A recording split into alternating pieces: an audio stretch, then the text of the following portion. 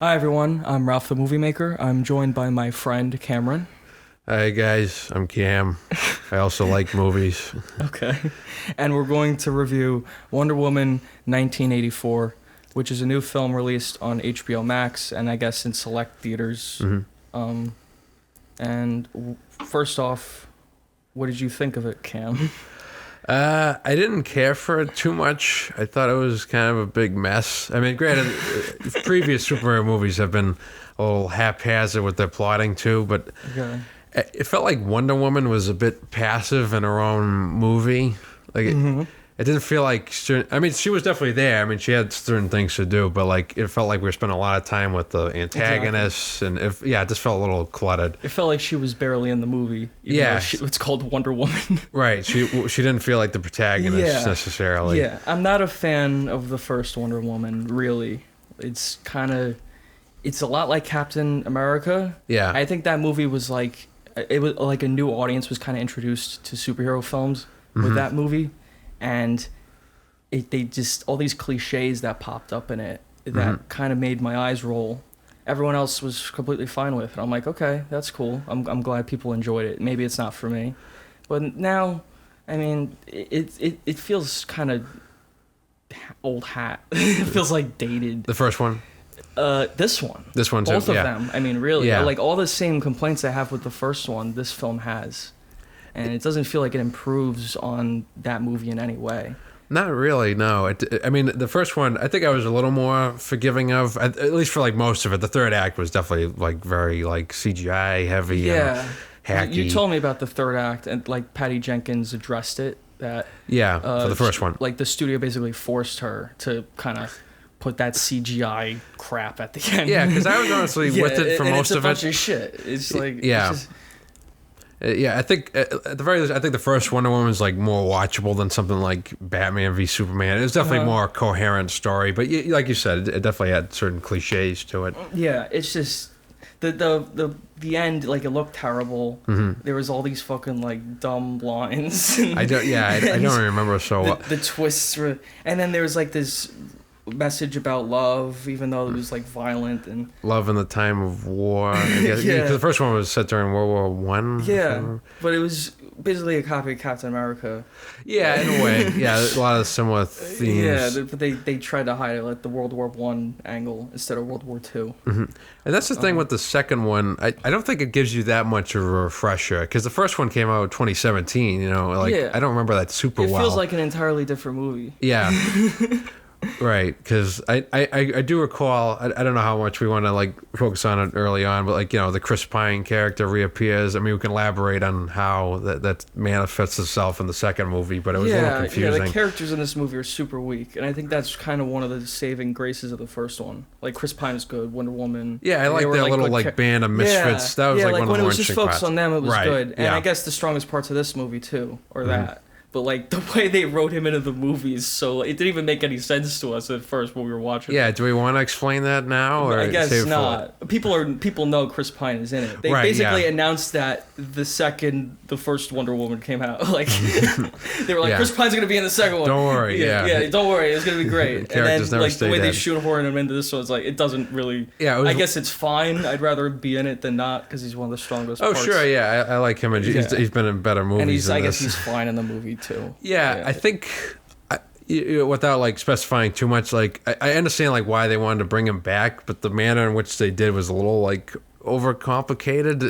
Yeah. I don't even know. It's kind of hard to explain even. It just makes me wish he was frozen in ice or something. Yeah, maybe they were trying to like just he avoid. parachuted out of the plane and then Right, they didn't want to go too closer to Captain America, how he was like frozen, or even just like time. I don't even remember. Like in the first one, like Wonder Woman, she was kind of like the fish out of water. Was she? Yeah. did By she the way, time we're tra- going to spoil the first Wonder Woman. I feel like Yeah. at this point you should watch that one. If Right. you haven't, check it out. You know, maybe it's just not our thing or my thing. Yeah, it definitely has its fans. I think you like it more than me, the first one. Yeah, I think it was passable. I think Okay. I enjoyed it. Like it wasn't like, oh, I hated that shit, but Yeah. it was just like it was flawed. I would say. Right. You're on to spoiling it. So. Yeah, and yeah, this one. I mean, we could give like an overview of the plot. I mean, it's kind of complicated, Yeah. anyways. Like, So basically, Wonder Woman, I think she works in D.C., right? Was she working at a museum? She works somewhere in D.C. Yeah, it and was a little then vague. she's just kind of doing her own thing, and Kristen Wiig works, and she's like a nerdy kind of guy, Right. like guys don't pay attention to her. Which is odd, because she's not, like, particularly frumpy. I mean, she, like, wears No, glasses. She has glasses on. Yeah, just it big feels glasses. like more implied. Yeah. You were making comparisons to like Batman Returns with, Michelle Pfeiffer as Catwoman. I was thinking Amazing Spider-Man 2, Electro. With Jamie Foxx, yeah. The Riddler. It's a common trope. Yeah, Jim Carrey yeah, is like the Riddler. nerdy character who kind of like is insecure or whatever about something. Yeah, and then there once was- they get power, they're like power hungry and they take over. I think it's been done a million times. Right. Again, it's like with Wonder Woman, like the audience who watches it, they don't care that this has been done a million times. But I'm just watching like it's a trope. this has been done in Captain America. This has been done in Spider-Man. Like it's it's like so dated at this point. Right, and I think The Incredibles probably did that trope the best, with the syndrome character, because it refers to as like a kid who admired Mr. Incredible, then all this resentment build up. That was it was a more exciting payoff, because it's been harboring over like 15 years, and what is this like the next week, That was a much more interesting plot. Exactly, right. A family dynamic and like all these like midlife crisis, right? It's a better movie. But like Gal Gadot or Wonder Woman, like they go get dinner or something. They like become friends. Yeah, her and Kristen Wiig, right? I mean, that scene wasn't bad, but like, I don't know. I mean, like again, like it felt like Wonder Woman was like pretty, like peripheral to the first act of the movie. Yeah. I mean, like it's like a flashback at the beginning, right? The prologue. Mm-hmm. Oh yeah, we didn't even address that because it's so like inconsequential to the rest of the movie. But I always took it as like Wonder Woman got dinner with her just because like she's nice. Yeah, she's friendly. Like, oh, I want to be friendly with, and I guess her character, the cheetah. What's her name? I call her Kristen Wiig. Oh, the cheetah. Was it Miranda? It was something like that. I don't even remember her name. I could look it up at some point. I remember Pedro Pascal. His character was Max Lord. I think that was his name. I remember that. But she takes it as like, oh, she looks down on me. Like, she got dinner with me because she feels bad for me. Sort of. Yeah, I guess that comes up later. Yeah. But, like, there's so much else going on. Exactly. Like, she's gone lost from the movie for an hour. Right, yeah. I think that's another big issue. Like, the plot itself is, like, so episodic. It'd be one thing, like, obviously, I think you could have more than one thing going on in, like, a blockbuster, but it felt like, it was, like, one story at a time. It wasn't, like, a coherent, a cohesive structure, I should say. Yeah, exactly. Then they introduced like Pedro Pascal and that whole thing. Right, who in many ways feels like the protagonist. I don't know if they has the most screen time, but like it felt like we spent the most developed character. Yeah, in a way. Yeah, I'd say he has like the biggest arc. Maybe. Right. I guess Wonder Woman has an arc. Yeah, I think I mentioned before with Spider-Man 2 is a good counterexample. I mean, Tobey Maguire is in like almost every scene of that movie. Mm-hmm. I mean, if it's not focusing on him, it's focusing on the villain Doc Ock. But we spent a lot of time with Peter in that movie, like watching his arc, basically. Yeah, exactly. And then, well, Spider-Man's good. Spider-Man 3 reminded me of that because there's too many characters in the movie. Right. It's just like it just feels like almost like we're speculating, obviously, but kind of like the studio like wanted to push certain elements. Yeah. But there's so many tertiary characters that are just not developed at all. Right. Like Pedro Pascal has like a son. Mm-hmm. They tried to make him like the sympathetic villain. That's really what they tried to do. Yeah, which again has been done before. Yeah, and it's been done better. Like they just give him a son, and he's like, "I'm gonna make you proud. You'll see." Because this guy like humiliates him at a meeting or something.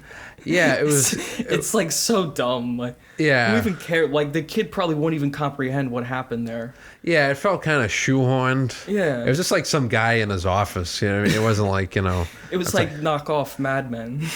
Like it was the child gets scandalized by something the father exactly. did. Like it's like an office setting. It's right. like, come on. That's what it reminded me of. It reminded me of Mad Men and Wolf of Wall Street. Like all that stuff. The office. Yeah, like all the guys walking around, like the commentary on masculinity. Doesn't she get like harassed? The Kristen Wiig character does. Yeah, character gets harassed at some point in the movie. Mm-hmm. You know, not that isn't a serious issue, but I'm like, right, yeah. Here we go again in this movie, and right, yeah. It's not like that doesn't happen. In other films before a bit more. Better. Yeah.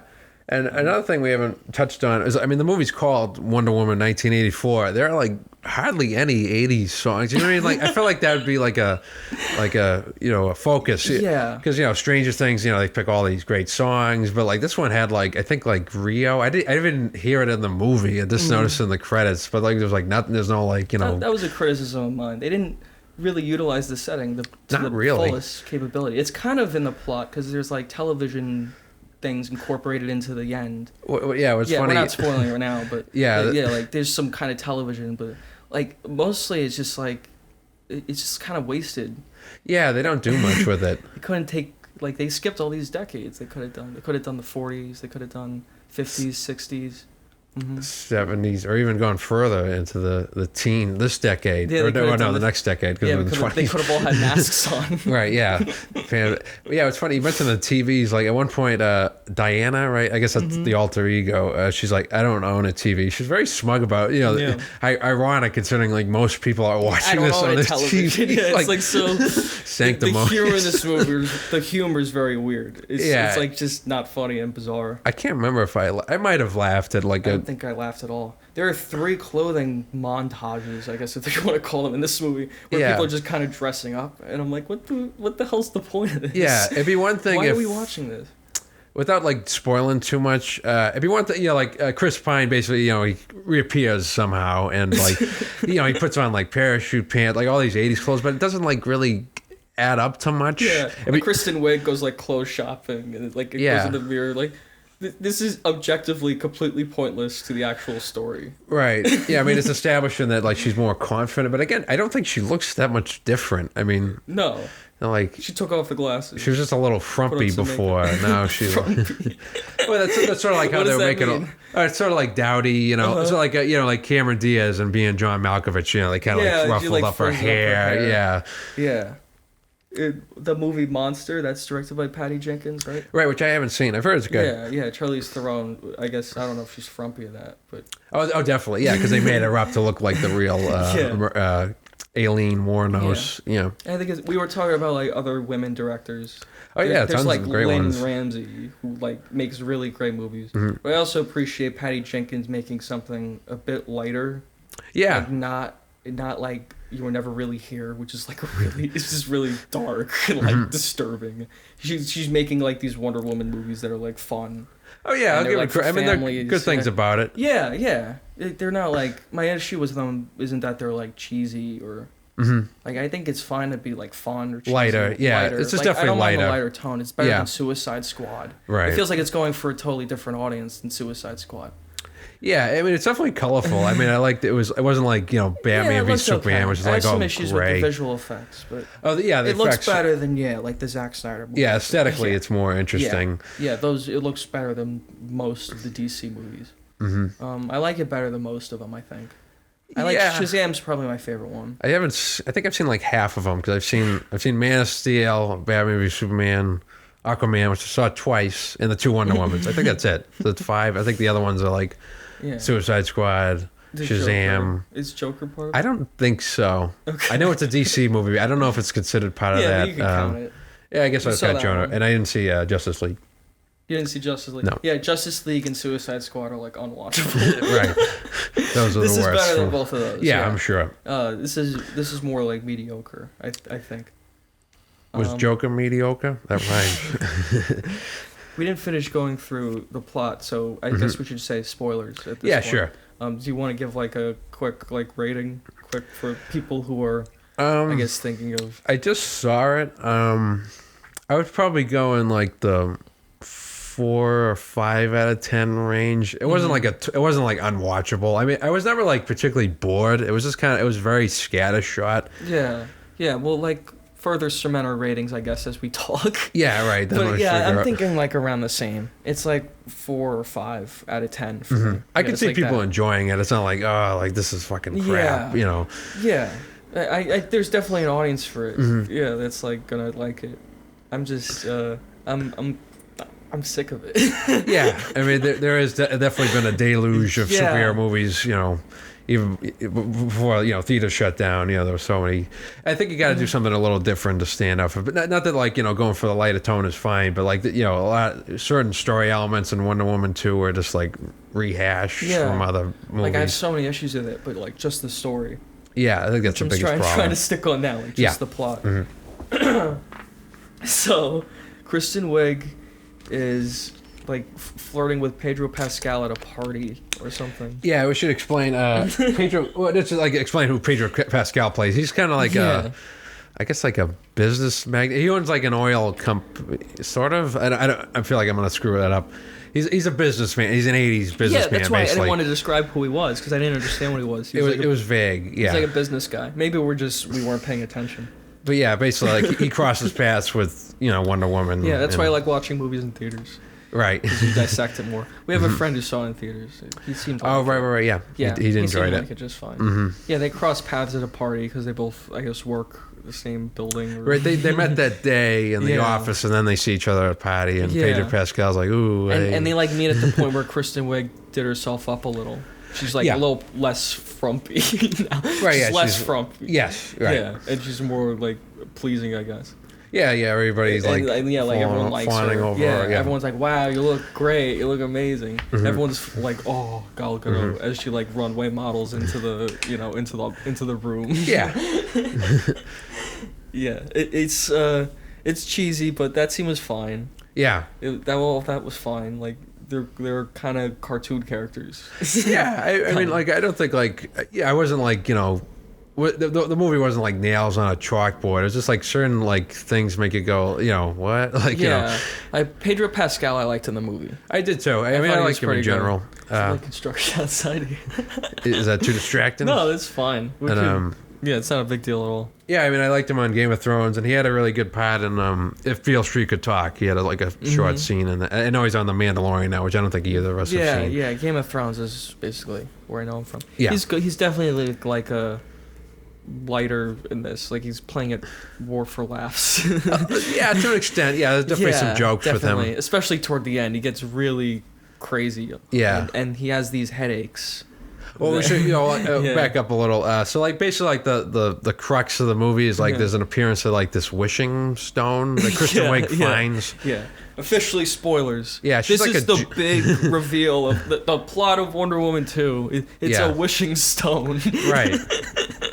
So it's so in a way, so like basically jumping around a little bit, but Pedro Pascal basically he acquires the stone. Yeah. From Kristen Wiig, which is an odd scene because.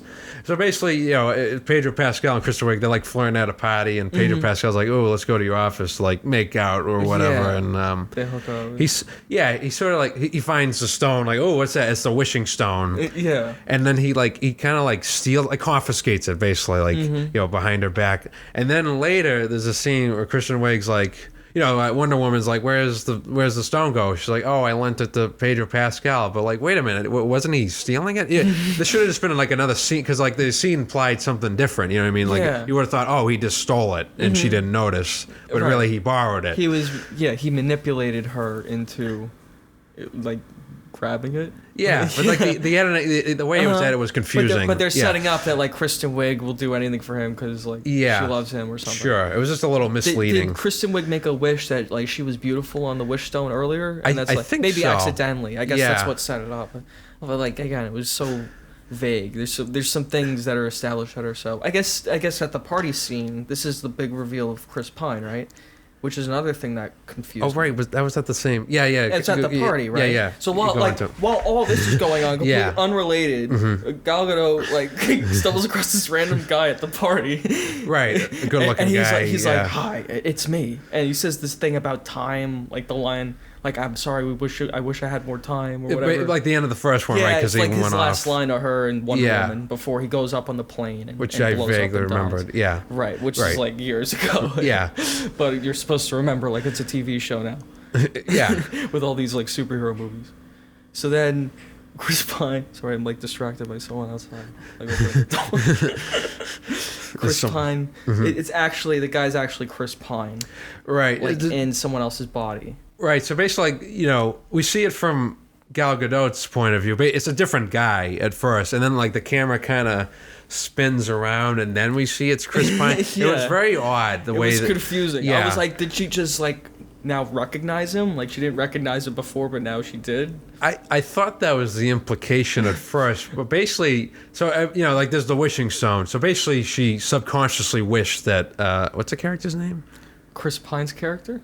Though it's pretty low. Steve so far. Trevor. Steve Trevor. Okay, Yeah. Barbara. That was Kristen Wiig. Okay, Yeah, I was remembering because of Night of the Living Dead.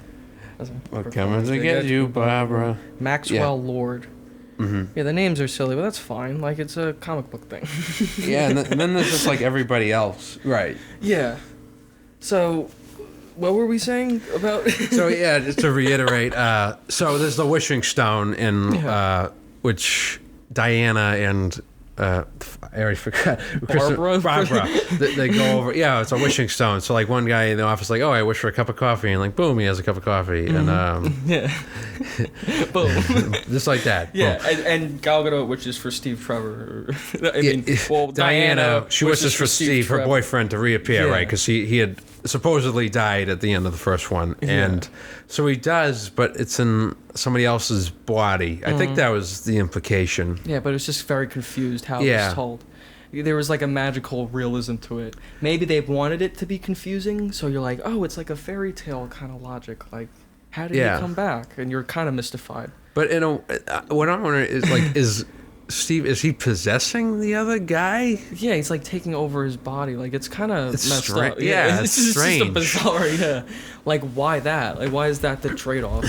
Why couldn't he just come back? Right, like a dead person's body in his own body. Like it's like Frankenstein. Right. I'm coming to get you, Barbara. You know. Yeah, my thing. I think they wanted to avoid being to someone like Captain America, like, oh, he was frozen, or he like traveled in time. They want to try something different, but it's sort of puzzling. Mm-hmm. Again, they wanted to avoid Captain America comparisons. Right, and it's played by another Chris. That was Chris Evans. That probably doesn't help either. Like they look alike. Yeah.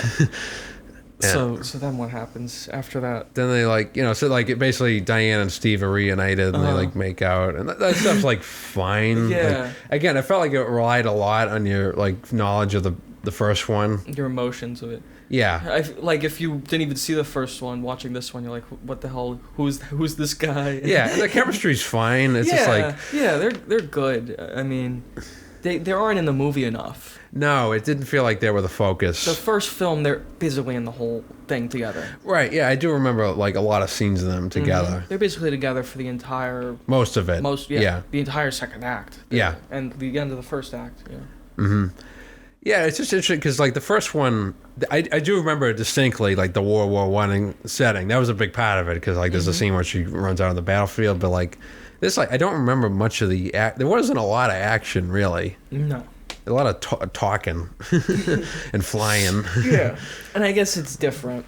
Yeah, I can appreciate in that way. It's different. They wanted to mix it up a little. The setting and like the office setting. It's not like World War I, kind of in the trenches, whatever. Right. Yeah. It's going for something more different. Yeah, they definitely like it. It does feel different, but like it wasn't like it was definitely less exciting in that sense because it wasn't. They go out of their way to explain how Wonder Woman is not causing anyone any harm, any danger, even when she like kills henchmen or not kills them, but like causes like serious accidents or whatever. She's like, I left the brakes on or whatever. The brakes still work, like things like that. Yeah, to make it like, she's always doing the right thing. She's right. I don't know. It's too much. It's like and I guess a little too corny. It is a little corny, and I guess like her main conflict is deciding whether she wants to stay Wonder Woman or like be with Steve. Like basically like she's losing her powers because she made that wish for him to come back. But again, it feels very rushed. Yeah, I think that you only figure that out like pretty late in the movie. Mm-hmm.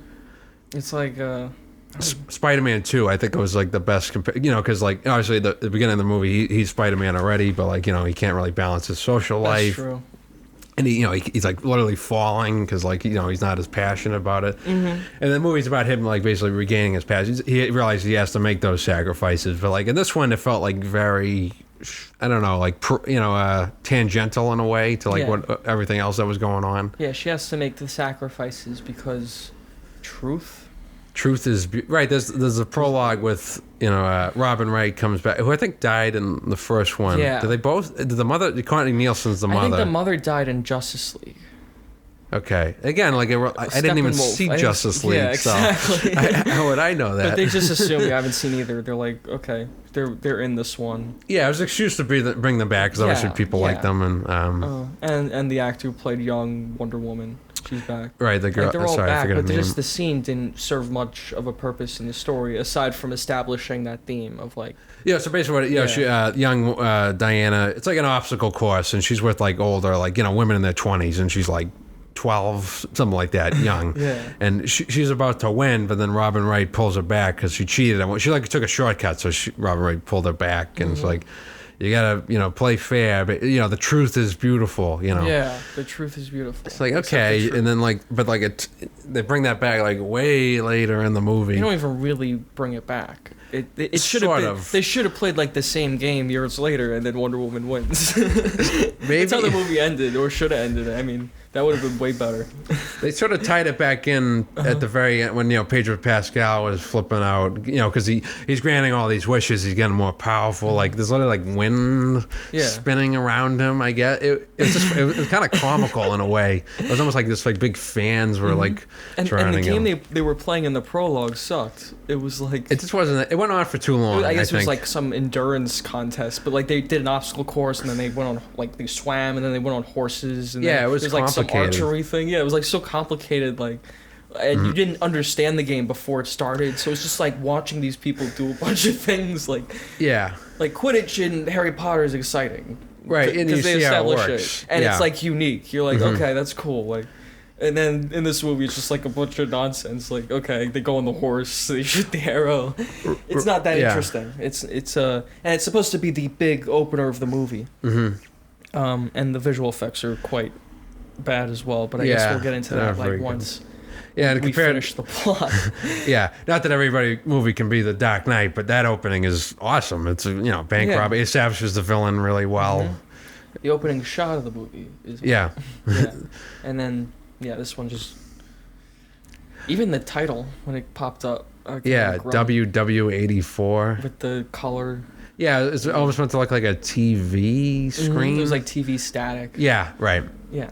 And then...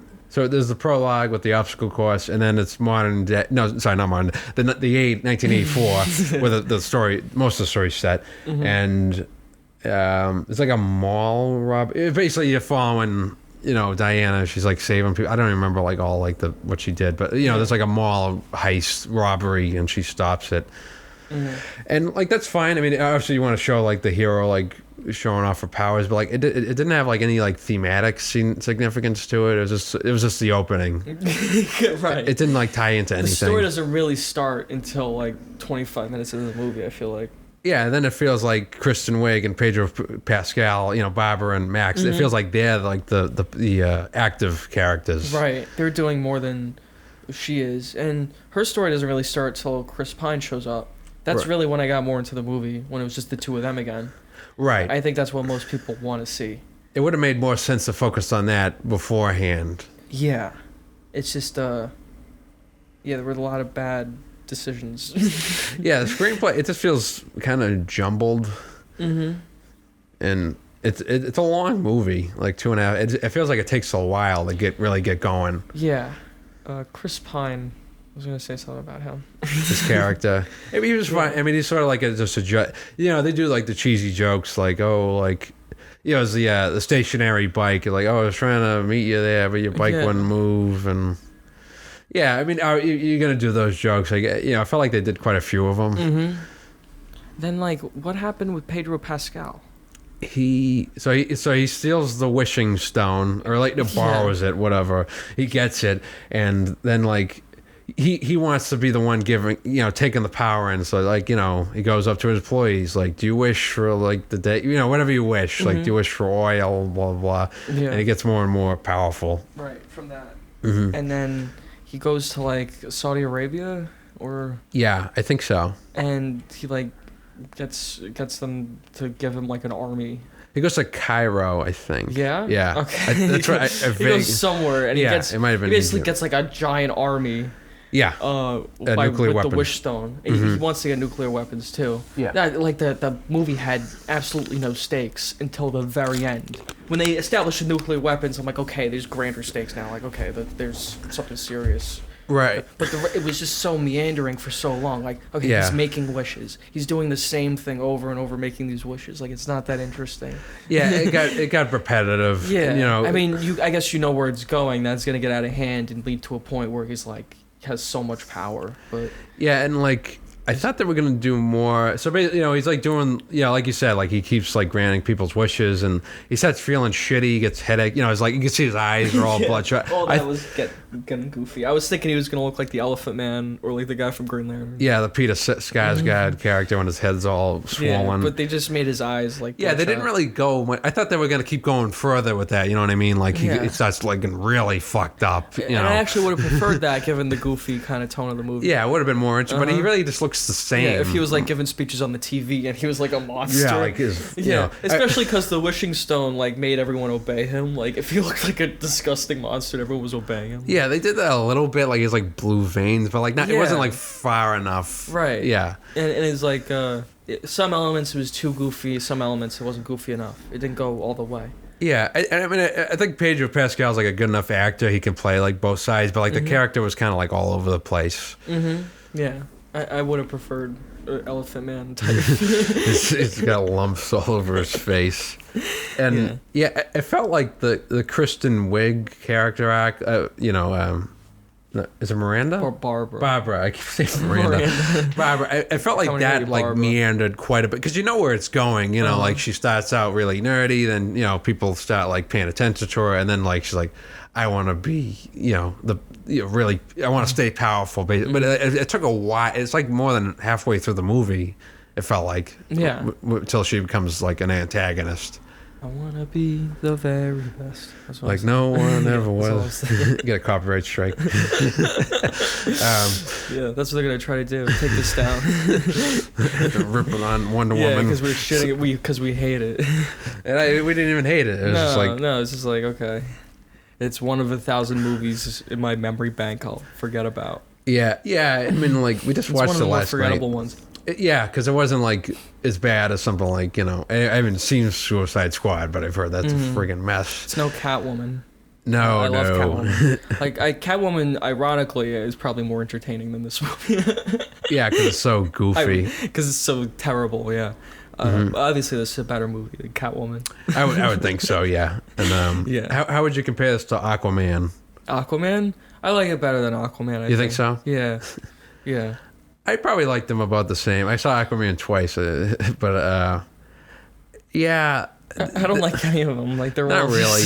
They're all meh, except the really bad ones. The really bad ones, yeah. Suicide Squad is just a mess. Yeah, just to reiterate, when I'm referring to like the Nolan trilogy, that's like a separate entity. Yeah, that is like a separate thing. I didn't even know to consider. Like, I didn't even know what to consider. We don't mean like Dark Knight, not those movies. Talking about like the one starting with Man of Steel, right? Like that series. Suicide Squad feels like a 6-hour movie that was cut down to a feature length, like in a theater, 2 hours. This was just like it had too many characters that they had to establish, and by an hour in, they were still establishing things. I felt like, like, oh my god, this is so like, who cares? I want to see Wonder Woman. I want to see. Yeah, something exciting, right? And it just like it was kind of, again, there was like the thing. I mean, there were really only a handful of action sequences. So it was like the obstacle course, which it wasn't like that exciting. It felt very shoved in to start the movie with a big, exciting opening. Mm-hmm. Also, was that an IMAX, that opening? I feel like it was. I think the beginning and the ending. Yeah, and then the rest of the movie's like normal, like letterboxed, I think. I'm not sure why they picked those parts. And then the very end of the movie, they IMAX it. Right, because it's because the aspect ratio changed. But like, if you saw the movie in IMAX, you'd be like, "That's a jip." Like, most of the movie that would have was been a waste. Most of the movie was just film. I'm not sure why. It was most of the movie. Just like the first and last 5 minutes were. Right, I don't even think there was like any action at the end. Not at least not in the last 5 minutes. And then as far as the action scene, I guess we were getting to that in the plot. That he gets to the army and he's like driving the army caravan through the desert, and that's like Wonder Woman I guess attacks chases them. after them. Yeah, It reminded me Chris a lot. Pine. Yeah. Yeah, and Chris Pine's driving a car. You're like, you can't. Right. I mean, maybe Just he got would get the hang of it, but they didn't really like make that, explain Yeah, that. he was like a fish out of water before. He didn't even understand like what breakdancing was or any of these things. Yeah. And then he's just like driving a car, like no problem. yeah, like he's a CIA operative, like in modern times, or 1984 at the time. 1984, and yeah, that desert chase. It reminded me a lot of the scene in Raiders Lost Ark. I Yeah. think that's what they were going for. Yeah. And it felt like very derivative, because at one point the Wonder Woman's like under the car being dragged, like that felt very similar. Right, and then it was all practical. Yeah, It was real, and this didn't feel. It felt like a lot of CGI. right. It Was was used, less And it organic. looked very kind of goofy at times. Yeah. Yeah, there was one. Yeah, at one point, like Wonder Woman's like chasing after them, and like you sort of see Chris Pine's Steve POV, and it looked really odd how she's like running in like the corner of the frame. It was just awkward how the effect she was like done. running really fast. Yeah, it looked silly. And it looked like kind of like a cartoon. Like Yeah. the top of her body wasn't moving. There wasn't like a bobbing kind of effect. She was kind of in place, like with her legs. It felt very artificial. Yeah, it looked bad. One of my biggest criticisms with the movie is the visual effects. Yeah, and the action. Yeah, I think especially for a movie that coming out in like modern times, like 2020, like there's really no excuse for like a visual effects this bad now. Yeah, I don't know if I saw it in a theater, I would probably enjoy the movie even less because of how. Underwhelming the Underwhelming. Spectacle was. Underwhelming the spectacle. Right. I want to see a big budget kind of thing. Tenet was earlier this year. That was Warner Brothers. Pretty spectacular. Yeah, the action was great. Yeah, in the that. action was good in that movie, and the effects look pretty awesome. They look very real. And, Yeah. And this was like, there's a car chase scene in that movie in Talon. Mm-hmm. It's all practical. They shut down a highway. Looks awesome. Yeah, and piggybacking off of that, like the action. I mean, like there are so like few like female superhero movies anyway. Like there's her and like Captain Marvel. Like, don't you want to see like Wonder Woman like punch her? This wasn't like that much of that. I didn't feel like. Yeah, it was just I feel like she could have been in the movie More. Yeah. Because I mean, you have the Just stuff with Barbara and Max. I mean, like that felt like it took up. I mean, you could still like have those stories, but like it felt like they took up way too much of the movie. I'm gonna get another water. Yeah, You want one? I got one. Oh, you got one right there. Oh, I'm just so thirsty. My mouth is so dry. Oh, there's one right here.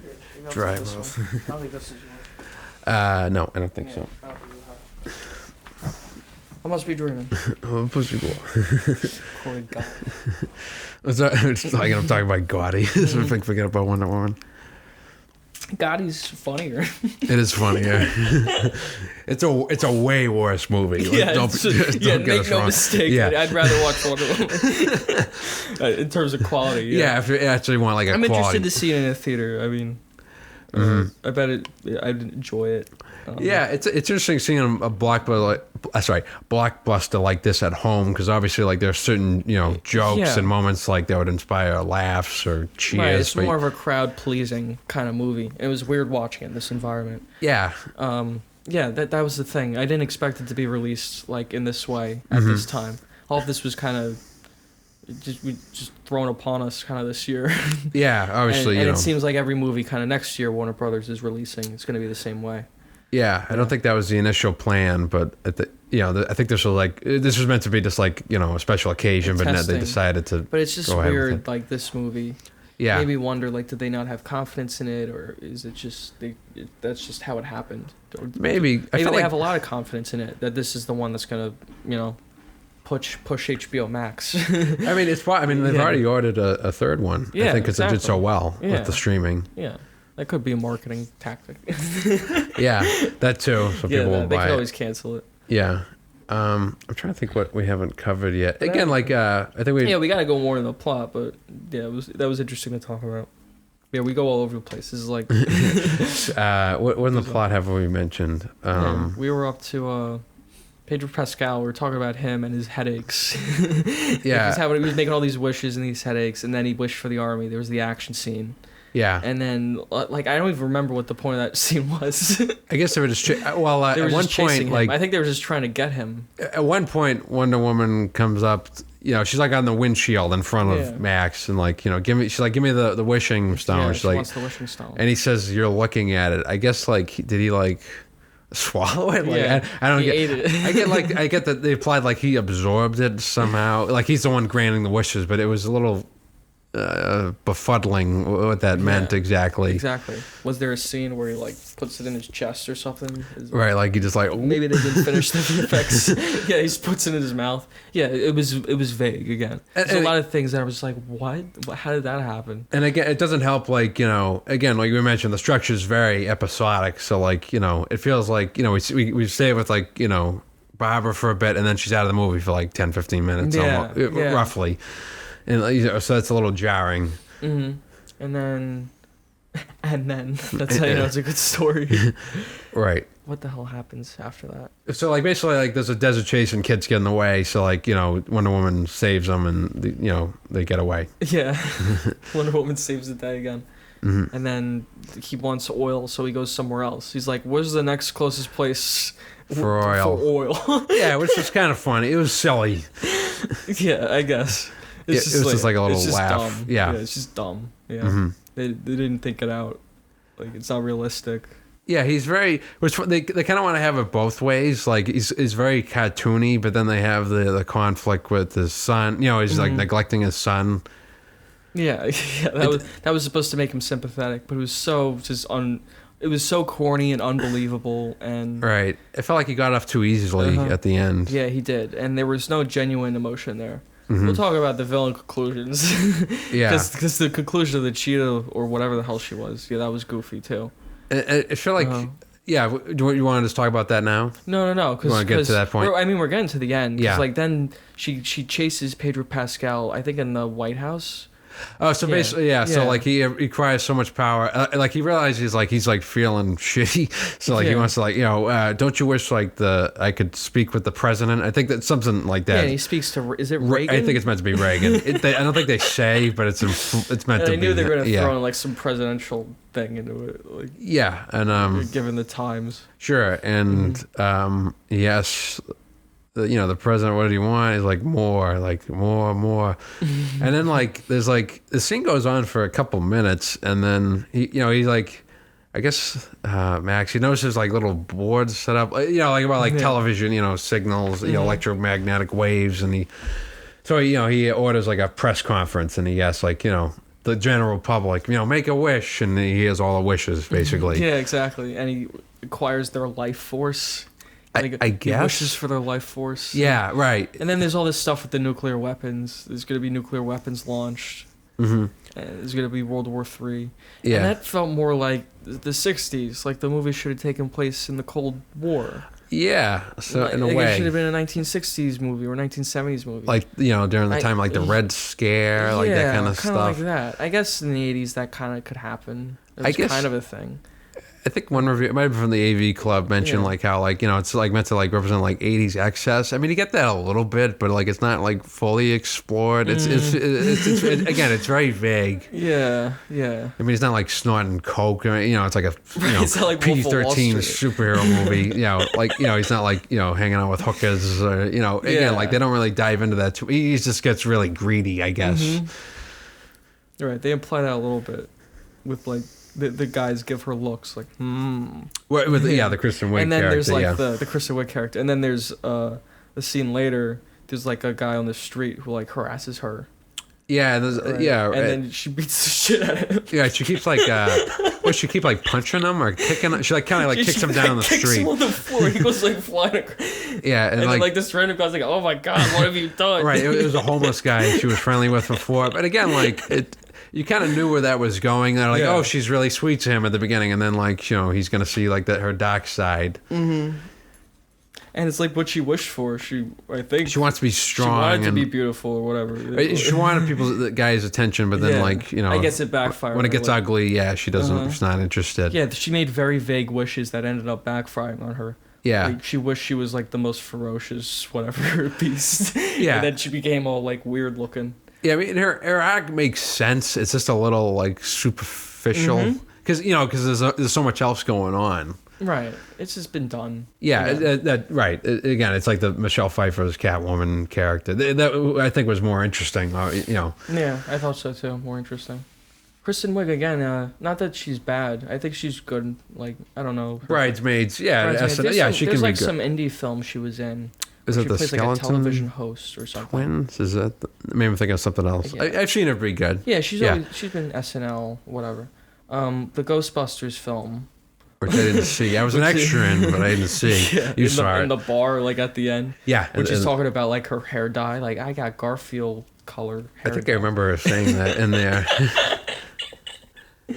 But Kristen Wiig, and that's like a kind of a scientist. Yeah, nerdy bookworm. like more grounded. Like Yeah. compared to the rest of them, she's like the bookworm, grounded, shy. Sure. And she's the same kind of character in this. It's typecasting. Yeah, very broad. I've seen this character before, and I've seen Kristen Wiig as this kind of character before.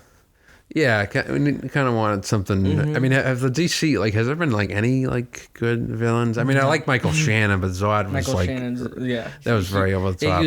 He's just yelling in that movie. Yeah, there wasn't much to him. Yeah, like Michael Shannon's great when he's yelling, but you gotta utilize it like sparingly. Right. It was better than Knives Out, but that was played for laughs. He's just like he's playing that intense character like among these like weirdos. The dark tone of Man of Steel did not work for that. Maybe if he was in Superman 2, that would have worked. Sure, Terrence Stamp, the original Zod, not the other Zod. Yeah. Yeah, I mean, I don't think this was quite as like incoherent as something like Batman v Superman. That literally just felt like a bunch of scenes just like thrown together. Yeah. I mean, you could argue about this to an extent, but I don't think it was quite as like. I'm giving it that it's confident. It is confident. I wanted something more out of it, especially that's the sequel. Mm-hmm. I wanted an improvement. Right. I feel like it was. Not really. It just felt like another installment in the story. It did. Then there's what happens. So basically, You're better Max, he was, he's at the White House. He's like, I'm going to grant all your wishes. So you see, like, it's like a couple, like, they're arguing, like, I wish you would drop dead. And the wife drops dead. Little scenes like that. You see, like, people's wishes being granted. Like, oh, I wish I was famous. And then people, like, knocking on the window. Like, all right, like, we get it. Like, it was granted wishes. And then Wonder Woman and, Steve, they show up at the White House to confront Max. Yeah, that's when she shows up. And a fight breaks out. Again, she is there to defend Pedro Pascal. Well, she's not the cheetah yet. I don't know what you call her. She's still kind of like Barbara. She has superpowers now. But she's dressed in cheetah outfit now. She's like a Chester cheetah, like the Cheetos guy. Yeah, she needs like the sunglasses. sunglasses. She's dressed in like a kind of cheetah dress. Yeah, right. Yes. Like, oh, okay, she's the. I don't even know if that's her fucking name. I think that's her name. Yeah. It's funny because I never. She didn't look like a cheetah at the end. No. It looked like a CGI mess. Yeah, like right. Like a Snapchat filter looked like. It reminded me of that. Yeah. So like we're jumping ahead a little bit. Basically, like Kristen Wiig's character Barbara, she literally like looks. She's meant to look like a cheetah. Like her face, like she has spots all over her. Mm-hmm. The face. It kind of reminded me of in Harry Potter and the Chamber of Secrets, the second one. When they take in the polyjuice potion, Hermione, she gets like the cat hair. She looks like a cat. But it reminded me of that, like the face, like sort of like. And that came out almost 20 years ago. It probably looked better. It did look better. Yeah, they fight. I think. At the White House. Yeah, they fight at the White House. Gal Gadot and Kristen Wiig fight. Yeah, and you said it reminded you of the scene in the beginning of X-Men 2, which is a better movie. Yeah, with Nightcrawler, that part. Yeah, when he's kind of like... Around, and that was sick. Around. Yeah, it was so quick. creative. Yeah. Yeah. I think it was just the execution of the action scene, like how it was shot. Yeah. Not so much the effects. The effects were good, but it was more like the execution of the entire scene as a whole. Right, and this, like, I don't even remember the White House. kind of bland. Yeah, she's kind of just like lassos guys and like throws them around. Yeah, I was recalling some of the choreography being, like, not bad, but just like kind of felt slow. Yeah, not like particularly like energizing. No, not energizing or seamless. It just felt kind of like actors going through motions or stuntmen going through motions. It didn't really. Yeah, because if have she a like real punch to it. you know. If you see like like you said, like I mean, you see certain action movies like so like the Indiana Jones movies, like Mad Max Fury, like their energy when you watch them, like you get into the action, like like somebody's punching somebody. This didn't really have like this. I feel like Wonder Woman, she's kind of like been like bobbing and weaving out of the narrative. You know what I mean? Like we're not like fully invested in her by that point. I wonder if it's because Gal Gadot can't sustain a whole movie. Maybe. I mean, like I think she carried the first one okay. I thought for the most part. There's a lot of other characters in that film too. Yeah, but it definitely felt more like focused on her. That one became like an ensemble movie also, with like a little her bit. band of like the guy from Trainspotting, the guy from Hate, and they were all like going through World War I together. That gave it a new element. That made the movie. That's when the movie got a little bit better. I remember that too. It wasn't like your standard superhero fare. It was and Wonder Woman was there. She was part of the team. Yeah, she was like the anchor. Right, there was. It didn't feel like there was as much like going. I mean, like there was other stuff in the first one with like the science, but it always felt like on her. Captain America too, because Captain America is very similar in the first one. He has a group. Yeah, and Bucky's in it, and Bucky comes in. The Winter Soldier, whatever. He's in it later. Yeah, so they do the same thing. Right. Steve Trevor is the the love interest instead of the best friend. Yeah, yeah, sure. Yeah, that's definitely some. I wonder. This is a little getting off topic, but like, what came? Like, did Captain America come first or Wonder Woman? I honestly don't know. Captain America came way before. Yeah. Wonder Woman. Okay, I believe it was Iron Man, Hulk, and then I think Captain or Thor. It was Thor after, and then Captain America, and then Avengers. But like. No. I don't mean the movie. I mean like literally like the character, like the comic book characters. Oh, you know what I mean? Characters themselves. Yeah, I know the Captain America movie. I was just referring to like the structure of the movies. I know the their movies. Origin stories. I have no idea. Yeah, I was just interested. I know Superman's been around comic books at all, so I have no. Oh sure, yeah. Clue. I was just wondering, like like the like in terms of like they, where did they come out around the same time? Like the first issue, the first Captain America issue. Yeah, I'm just curious. Yeah, because there are definitely similarities. My guess, Captain America. Well, actually, I'm not sure. Who knows? Yeah. Because, Batman came pretty early. I don't even know if Marvel was around. Yeah. Because then Marvel came out and they made a bunch stuff. Mm-hmm. Yeah, Stanley, those guys, Ditko, I don't know, Kirby, I think, yeah. I don't read Wonder Woman comics. Maybe I should. I don't think I feel like I might have. I can't remember. Yeah, I don't. Sorry, guys. There is a, do you want to talk about the thing at the end or just get to the little cameo? You want to get to that now or like save it for later? I mean, we might. You brought it up. You might as well talk about it. There's like the post-credit scene. Or like mid-credit scene where it's Linda Carter, the original Wonder Woman, which I'm not that. I know she played her. Obviously, I'm not that familiar with the show. Mm-hmm. That is her though. I think it was on around the same time as like the Incredible Hulk, if I'm thinking. I don't know the exact dates, but I think that like the 70s mostly. They look the same. Yeah. Like I don't know the dates either. Yeah. I've seen both. You know what? I'll look up the dates quick. Yeah, and so it's just like a cute little cameo. Oh, it's Linda Carter as Wonder, like I guess like a separate Wonder Woman character, sort of.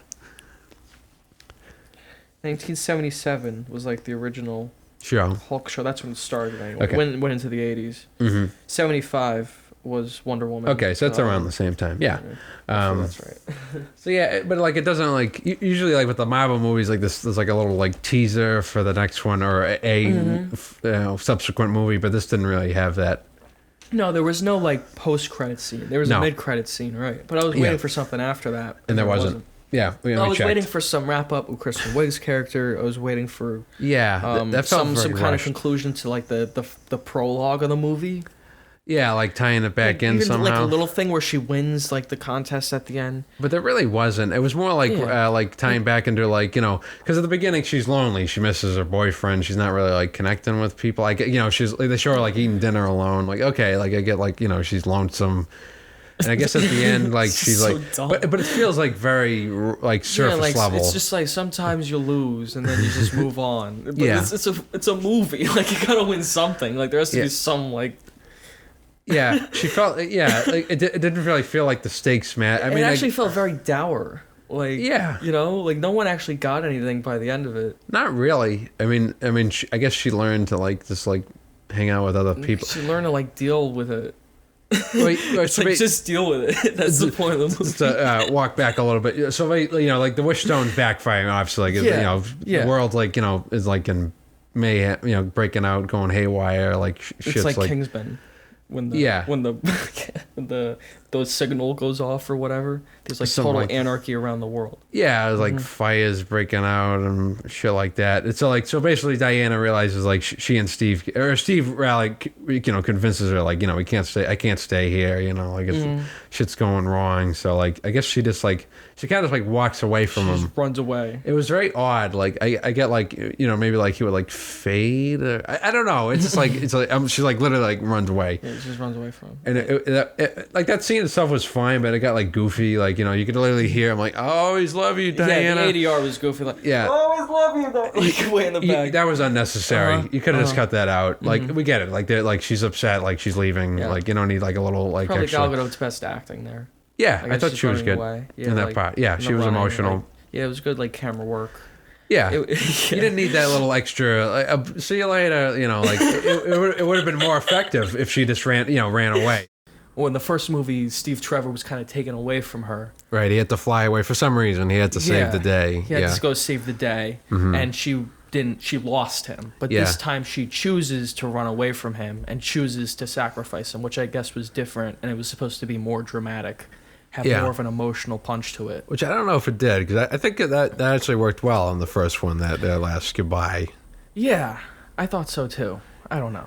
From what I recall, that might be what they're going for with that. Yeah. But it's completely undercut by the following scene of Wonder Woman flying around in CGI clouds, and it looks really fake. And especially for this, like, we're in 2020, the movie should look better. Like, we've seen flying sequences many that times have been done better than this, It just looks so dated.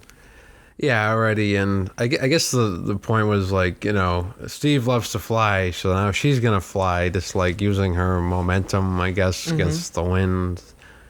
Like, she doesn't really use it during the fight that much, really. I mean, she flies to catch up to Max, I guess, and Barbara. But yeah, I don't know. That scene didn't really add much. It's just like another... It's string of silly events. It's like the invisible jet scene. Yeah, there wasn't.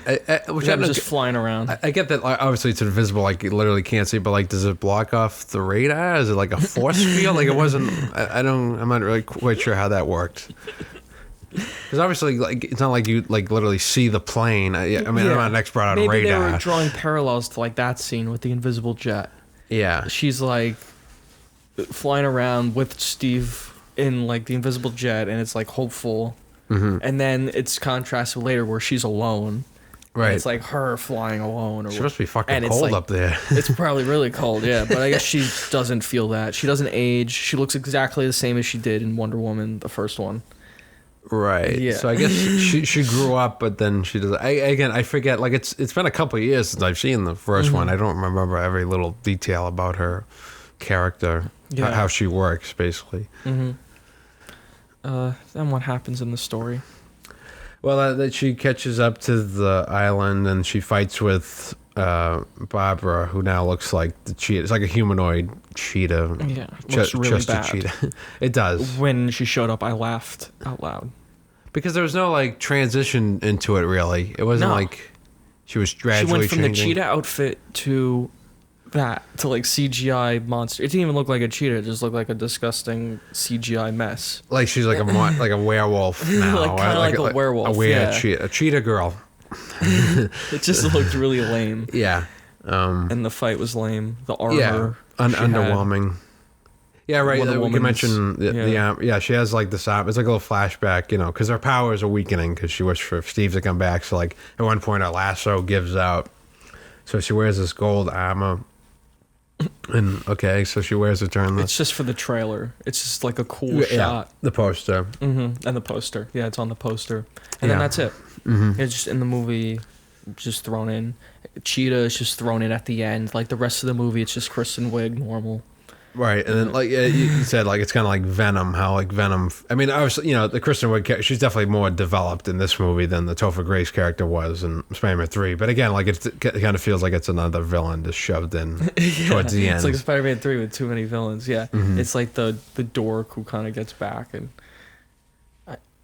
It's dated. It is and I also didn't like how like both villains sort of had like the same resolution. It not like literally, but you know what I mean. Like they kind of like, oh, they're not so bad. They're kind of gonna go back to like reality. I mean, the fact that what I mean, like they're gonna go back to their lives like after no one learned anything. Yeah, maybe like one would learn the error of their ways, and the other one would end up dying. Basically, you know what I mean. Like you wouldn't do like the same resolution for both. I mean, in Kristen Wiig's case, there wasn't much resolution, but like you know what I mean. Like there wasn't much to there. They both just get off. Yeah. Because Wonder Woman says, I'm sorry, I'm so sorry, and then electrocutes her under the ocean. Right, which knocks her out, I guess. It knocks her out. I assumed she was dying. The way she was talking, like, I'm so sorry, I thought she killed her. But then she puts her down on the ground. Kristen Wiig's like, and the cheetah, whatever, as a cheetah is like, oh, I'm fine. And then she just kind of looks up, like during the montage later, which we'll talk about. She just kind of looks up to the sky, and then that's like, I think that's the last time you see her. Yeah, there's no resolution. Like, like she goes to prison, or she's like, maybe she apologizes, or she like becomes a hero, maybe. It's just like nothing. So vague. Even like, I mean, her character's like irredeemable. I mean, she's not like particularly like. I mean, we get like, okay, she wants to be cool. She's sort of like a nerd, sort of. Yeah, but she's like this really. She's becomes like a very monster. Power hungry. Yeah, I mean, I don't think she can recover from that. No, it kind of just drops her out of the story. Yeah, and we mentioned even like with like Doctor Strange, towards the end, like the true intelligence for a character kind of got scorned, and there was like a little hint that he'll be a bad guy in the next one. At least that was a little like hook, an indication of where that character's going. But it's a setup for the sequel. Yeah, something interesting. It's something as opposed to which is Even the other Wonder Woman movie, there's a female villain along with General. It's like a doctor, right? She had like half her face was missing. Evil. Dr. Evil. Dr. I remember her. Dr. Poison. She was like a scientist. She like inventor poison. Yeah, because I remember like half her face was she like a warm mask. Yeah, she's like a German scientist or something. And then at the end, her mask comes off and she runs away, and that's it. Yeah, get the fuck out of here. That's the end of her character. They're just like, I don't know why they just don't want to give these characters their comeuppance. Yeah, I don't get. Maybe because they're going for the lighter tone. Yeah. There's the Saudi Arabia guy you said. He's just like looking at TV. Like his fucking friends just left. You know what I mean? Like he's like, oh, I'm so bored. My friends are gone. He was like a warlord, right? I think that was the implication. Yeah, like Wonder Woman should have a scene where she like lassos him up and like, I brought you to the authorities. Like Superman. Yeah. To the UN. I don't know. The UN. And yeah, I mean, because they're obviously planning a sequel. I don't know where, you know what I mean? Like usually there'd be some kind of like where the story's going. So like Spider-Man 2 like hinted, Harry's going to be the bad guy now. Something like that. There wasn't really anything in this. It could just go anywhere. Yeah. It could take place at any time. It was too vague, especially if it was just kind of odd for one of these movies. Usually, like they're like big on, especially the DC ones, like the Flash is in the next one, or like Aquaman or something. Pedro Pascal, he has the nuclear weapons at this point. Yeah, he's like he's in the island with the general, with the television station. Yeah, he's broadcasting. Himself. To the world. Yeah. Draining their life force or whatever. Yeah, he's granting people's wishes. Like, there's a couple having an argument, so the husband says, "Oh, I wish you were the wife was dead." What's funny with that is, like, she does die, like she drops dead, and it takes him a while to recant his wish. She's like the waitress is trying to resuscitate her. It's like, maybe. Yeah. It takes way too long. It was just kind of funny. I don't think it was meant to be. No. And yeah, so.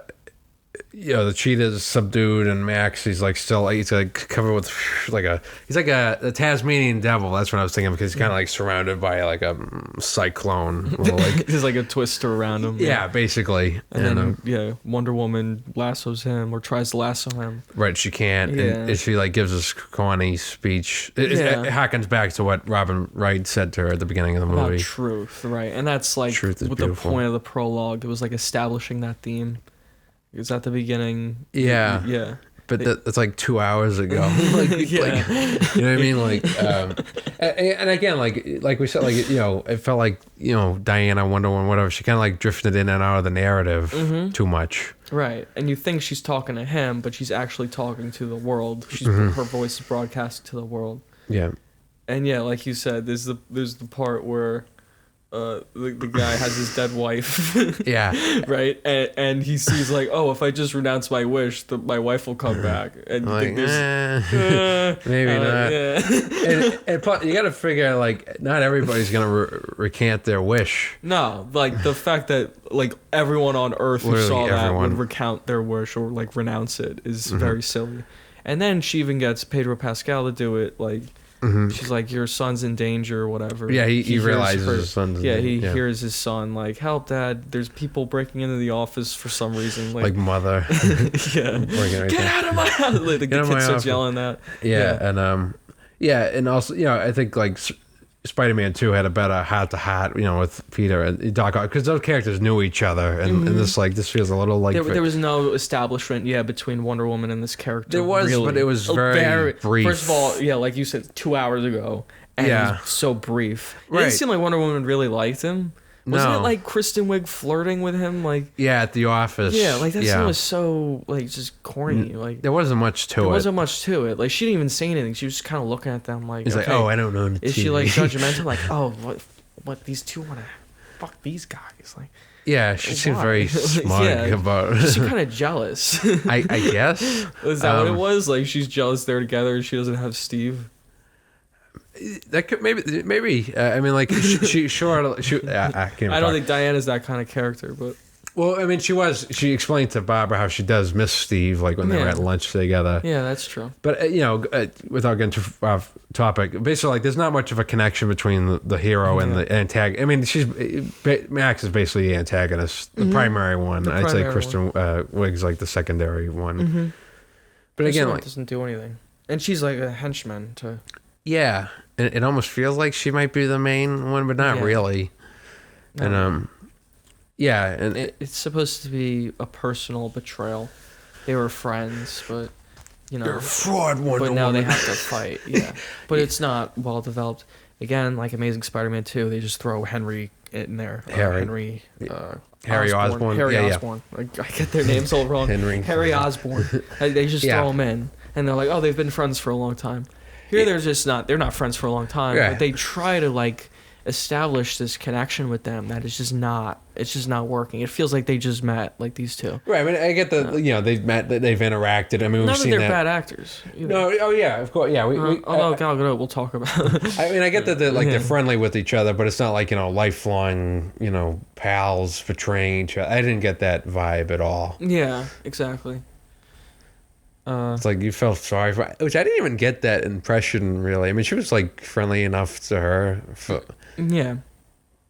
I don't understand it. She just chose between. She's like, I'm going to choose between Wonder Woman or Max Lord. Does he have like a moniker? Usually the villains have like Max Lord, Mr. Lord, Mr. Doctor. I had a principal called Dr. Lord. Dr. Lord. Maybe he could be Dr. Lord. It's like Dr. Doom. That's what I was thinking of. How's this compared to the Fantastic Four movies? It's better than that. I would think so. Yeah. I haven't seen those. So then, the end of the film, which is an IMAX again. It changes aspect ratio, and watching it on TV, it looked like a Hallmark Christmas commercial. It did. It looked really corny, like you said. Yeah, it's like snowing, and then the kids with the snowball fight. Sorry. Yeah, it's like, what movie is this now? Yeah. And I get that this is meant to be have a lighter tone, but that was like very like saccharine. I would feel gypped watching this in IMAX theater.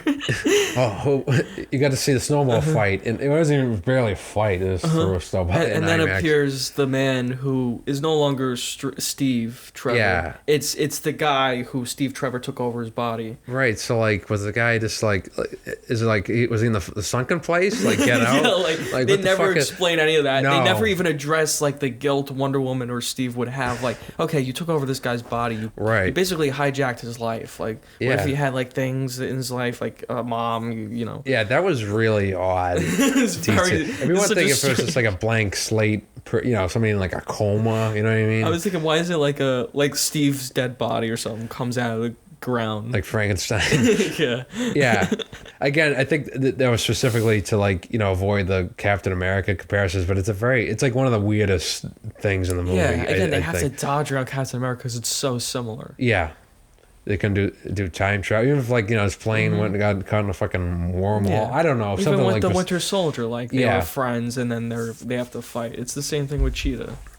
Yeah, and so Diana meets the not Steve double, and they I don't remember what they said. They're just like flirting, and they hit it off. So it wasn't particularly memorable what they said. It felt like they screen tested like a million guys in that scene. Yeah, and they just put like the guy who they thought had the best screen chemistry with Gal Gadot, and there you go. Yeah, and that's why it looked like a Hallmark commercial. I don't even know the guy's name. No. Some guy. He's like, oh, and then truth. And then, the truth will set you free. They wanted to say that really bad. Right.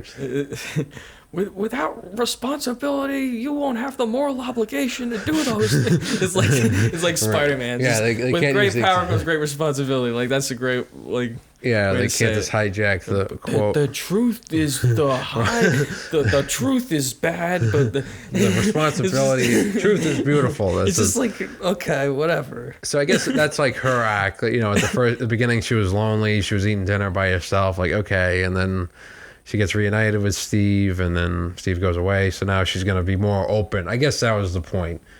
Okay, most of the movies she doesn't have any conflict. It's just, not really. She's not really. It'd be fun. Maybe it's more interesting. She gets what she wants. Like when Steve shows up, and she has Steve the entire movie until she has to give him up at the end, I guess. Yeah, and I get that. It's just one scene of conflict. It's just one scene. Yeah, maybe like another one, but not really. Yeah, it's just like a moment one or two. where I'm like, oh man, she gave up Steve. But then it's hijacked by a million other subplots in this movie, a bunch of other things going on. And it's hard to keep track of. There's a significant amounts of time where characters are just not in the movie. Yeah. That are major. Yeah, it's like you spend a couple minutes. Because you spend so much time with certain characters, at each point. You know what I mean? It's like 5 minutes with Kristen Wiig, 5 minutes with Pedro Pascal. It's kind of unbalanced. Yeah. Especially the first act, I thought. Yeah. Yeah. I just wanted more Wonder Woman. It should have been focused more on her. It's the titular role, Lady Bird. Titular role. And nothing else happens in the movie. That's the end, and then there's the post-credit scene with Linda Carter. Yeah, and which we mentioned. A sequel, nothing. Is she going to be in the next one? Is that the implication, or is that her scene? She had more charisma than Gal Gadot in the entire movie. Yeah, that's kind of true. Yeah. And, I'm trying to think what. Yeah, and I guess that's you would think there'd be more of a, incentive for audiences to come back. Oh, and the third one, such and such. Yeah, like you said, that. There's not. This doesn't really have that. Mm-hmm. Didn't even Did Man of Steel? I feel like a lot of those movies had something like that, a hint, oh, come back for the next one. Yeah, they at least had conclusions. Yeah, like how Batman Begins has the Joker. He has a calling card. It's the Joker. Yeah, something like that. Yeah, little teaser. The nuclear weapons thing was totally wasted. That felt more like the '60s than it did the '80s. Yeah, there was not much '80s stuff in the movie or utilization of the setting. X-Men First Class is a better movie, and it takes more. I think more of the '60s with that one. I think that actually took advantage of its setting. The movie's called 1984. They don't reference the novel. Right, it's like torture to sit through. I'm just kidding. I thought was there gonna be some kind of message like that, some kind of you would think authoritarian. Yeah, that's a good point. You think there'd be something. Maybe that. With I don't watch television, because it's a reference to that, You can't think for yourself. I don't know. Yeah, don't in that they just watch television. There's no books. They burn the books. I think you're right. Yeah, it's think, speak. People are watching. Yeah. She's like, I read books because I'm not gonna be 1984. And then she has TV, so she's a hypocrite. Exactly. And like I said again, I had mentioned, Stranger Things have all these great songs, and Guardians of the Galaxy. I know that's not '80s, but they have what are they like Marvin Gaye? So yeah, like all these like memorable 70s. Jukebox songs. Thor. Yeah, they take more advantage of the period elements of it, and they didn't really do that here. It was mostly Hans Zimmer's score, which is he's Hans Zimmer. It's Hans Zimmer. Yeah, yeah. It could have been better. Could have been something else. Yeah. Yeah. There were no moments of music that really stood out to me. Not really. I think there was like there's like one of the like Frankie Goes to Hollywood song in the club, but that was basically it. I mean, I can't remember like any. I guess like Rio played. I don't even remember hearing it. Yeah, it's just funny. Like when you look at the credits, it's like 6 or 7 songs. And I don't remember like which one. Yeah, that's right. It's like one card. Yeah. Yeah, that's right. So the characters in this movie, there's only those 4 really. Yeah, which is odd because you think. I mean, we kept comparing it to Spider-Man 3. That had like a shitload of characters. Yeah, this only has like Barbara, Max, Wonder Woman, and Steve. I mean, that's really it for like principal characters of note. And it is mostly those other 3. Although Steve's in it a lot. Yeah, he's more like her love interest / sidekick. I'd say he's more like secondary. Yeah. Yeah. And like every scene with him, I think is also with her. Yeah. Yeah. It would be funny if she was just like going crazy or something, and like that wasn't. Yeah, she needed a better conflict. Yeah. Or at least like more focused on her. It was just weird how it was presented, how like all of a sudden he turns into Steve, and then like the scene after, it was very shoehorned in, her line like, "I only see you. I don't see the man you are." She says it like, "I only see you." That's like her line. And it's strange. Like that was supposed to be like a nod to the audience. Like, oh, he really looks like the other guy. But he sees himself. And so does Wonder Woman. Yeah. And then he looks in the mirror and he sees the other guy. Yeah, it's too confusing. It is too confusing. It's like, this isn't a Lynch film. Right. This is like a mainstream. Like it's like this is like Avengers or something. Like this is the same kind of crowd. It's getting to like, why is it so confusing? Freudian territory. Like how like you perceive a Fellini Fellini movie. Yeah.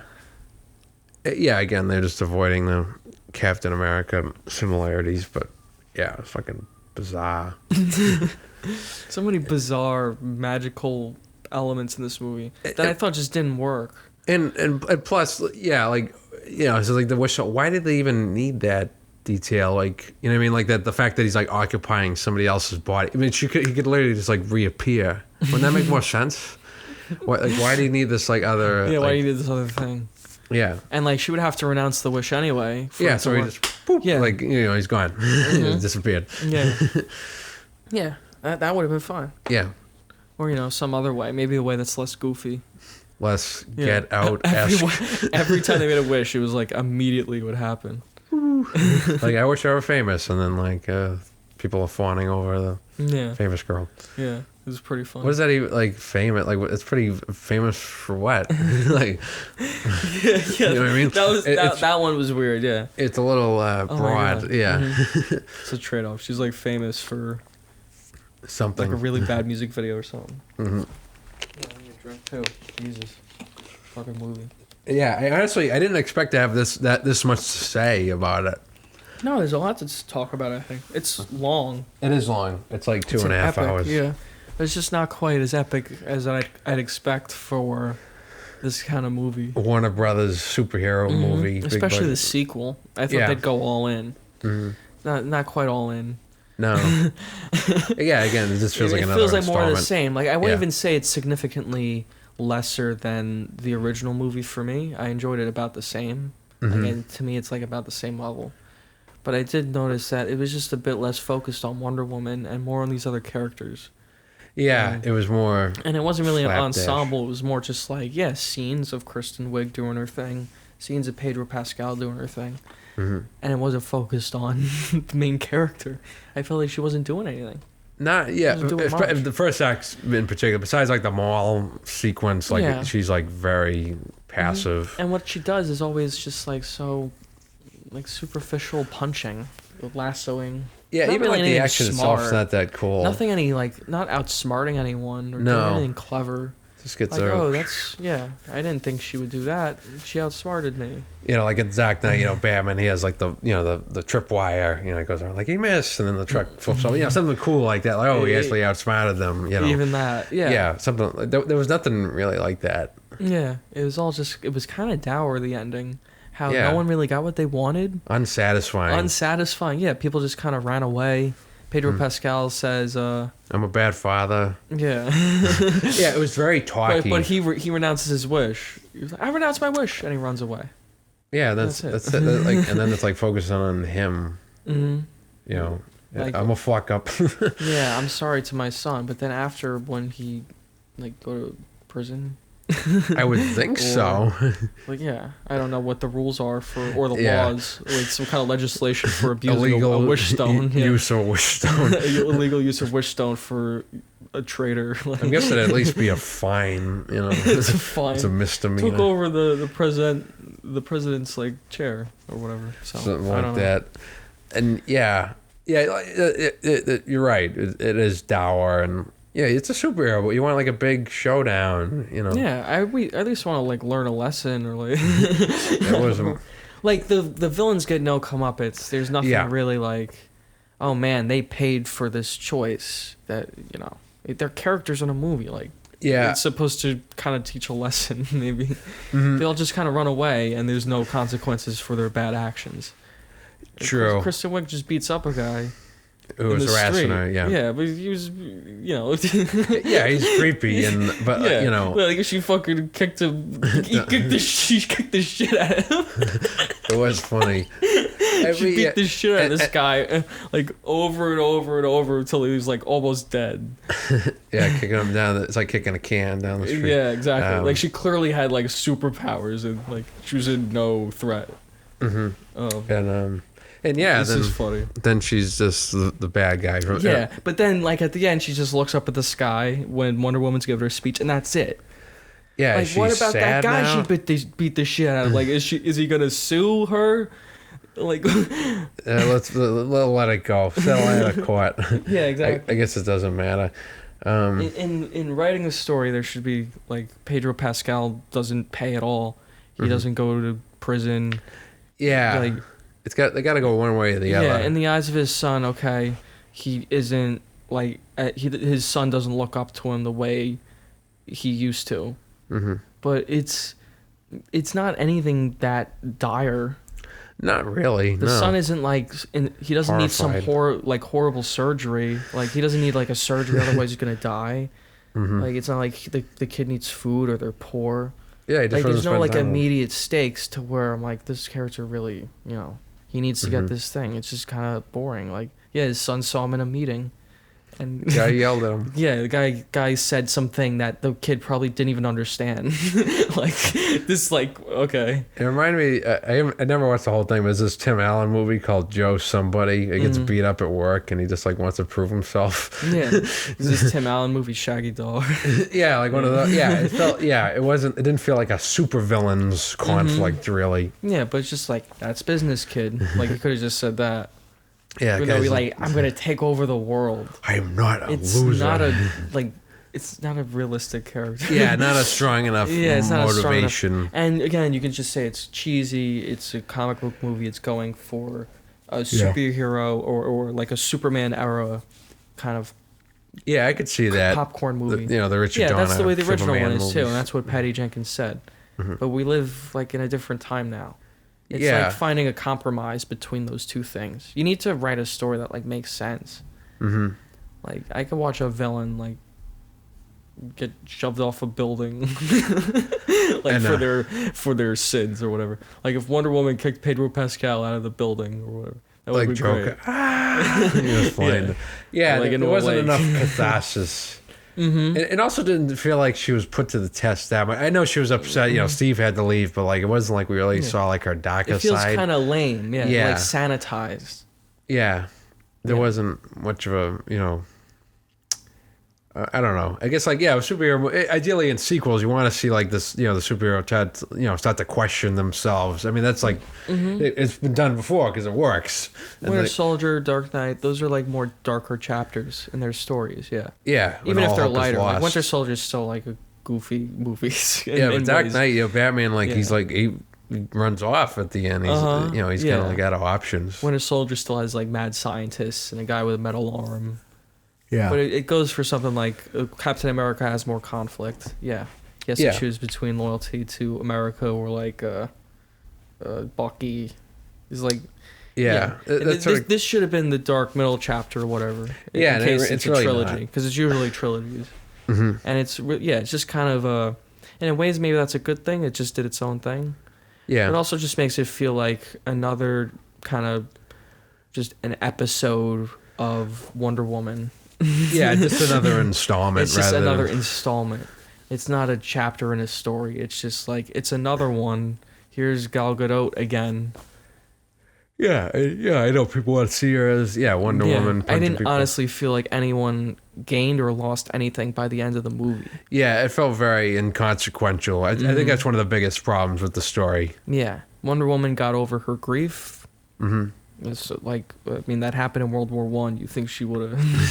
She's been through some rough patches. Yeah. That's why I thought when the scene she first saw him, like she didn't recognize him because it was such a long time. That's what I thought. That's where I was. Yeah, I thought that's like I get she knows Steve, but like. If I didn't see a guy for like 100 years, say it was like, I wouldn't know. Like 67. I don't know where. She has one photo of him. Yeah, it would make sense. So like, okay, like, all right, it looked like somebody else at first, but then like it's like, oh, he's like literally in somebody else's body. that took it too far. That was just like really what? Yeah, we harp on that, but it's just so funny. Like there's so many bizarre plot elements. They're like, wait, how do you expect us not to harp on this? Because it's just like you introduce this random thing. Yeah, and I feel like a lot of the DC movies are like that. They just like just throw something in there just because. Justice League, there's a box that, Steppenwolf wants because. Is he the villain in that? Yeah, Steppenwolf, and he's gonna blow up the world with it. And Man of Steel, something similar. Lex Luthor, played by Jesse I was gonna say Mark Zuckerberg. He was a better Lex Luthor as Mark Zuckerberg when you think about it. It's very confusing. He was more diabolical. It's a very confusing sentence. Yeah. It's like Pedro Pascal in the movie, like when he's getting the headaches. Like he wasn't as annoying. No, but like he's even like trying to find kryptonite or something. Like he wants to become Apocalypse or make Apocalypse. That movie sucks. It's like a goofy thing. Like I probably like this better than Apocalypse. X-Men Apocalypse. X-Men Apocalypse? I probably like this one a little. I was mentioning Apocalypse in a Batman vs Superman. Is he in that? It's the name of the. Isn't that the name of the villain? Like that big thing that Batman and Batman and Superman fight at the end. Like that giant creature. Oh, I don't know. It's Doomsday, I think it's called. Maybe it was Doomsday. I Doomsday. vaguely remember that movie's like so like fucking. I get them all confused. Yeah. There's like Annihilation or Annihilator from like the Hulk. I know the like movie Annihilation. Yeah. Now we're really going on a tangent. Yeah. And I forgot where we were going with that. Something like I guess like the villain having a specific motivation. Yeah. I'm trying to think what else. I mean, we've covered a lot. The action was just meh. It wasn't like you said, like it felt like they were kind of going through the motions. Yeah. It wasn't like, oh wow, that was cool. Like a new sort of like Spider-Man 2 had that great subway fight. Something like something a little out of the block. Because like the thing at the White House, it just reminded me of X-Men 2. The part in the desert just reminded me of Indiana Jones. Like it wasn't like much creativity. It's been done before. Yeah. There wasn't much. They weren't very inventive or fun. Mm-hmm. Yeah, even in superhero movies, I think that's a complaint I have with a lot of these superhero movies now. The action. The action sequences in particular, they always just kind of feel the same.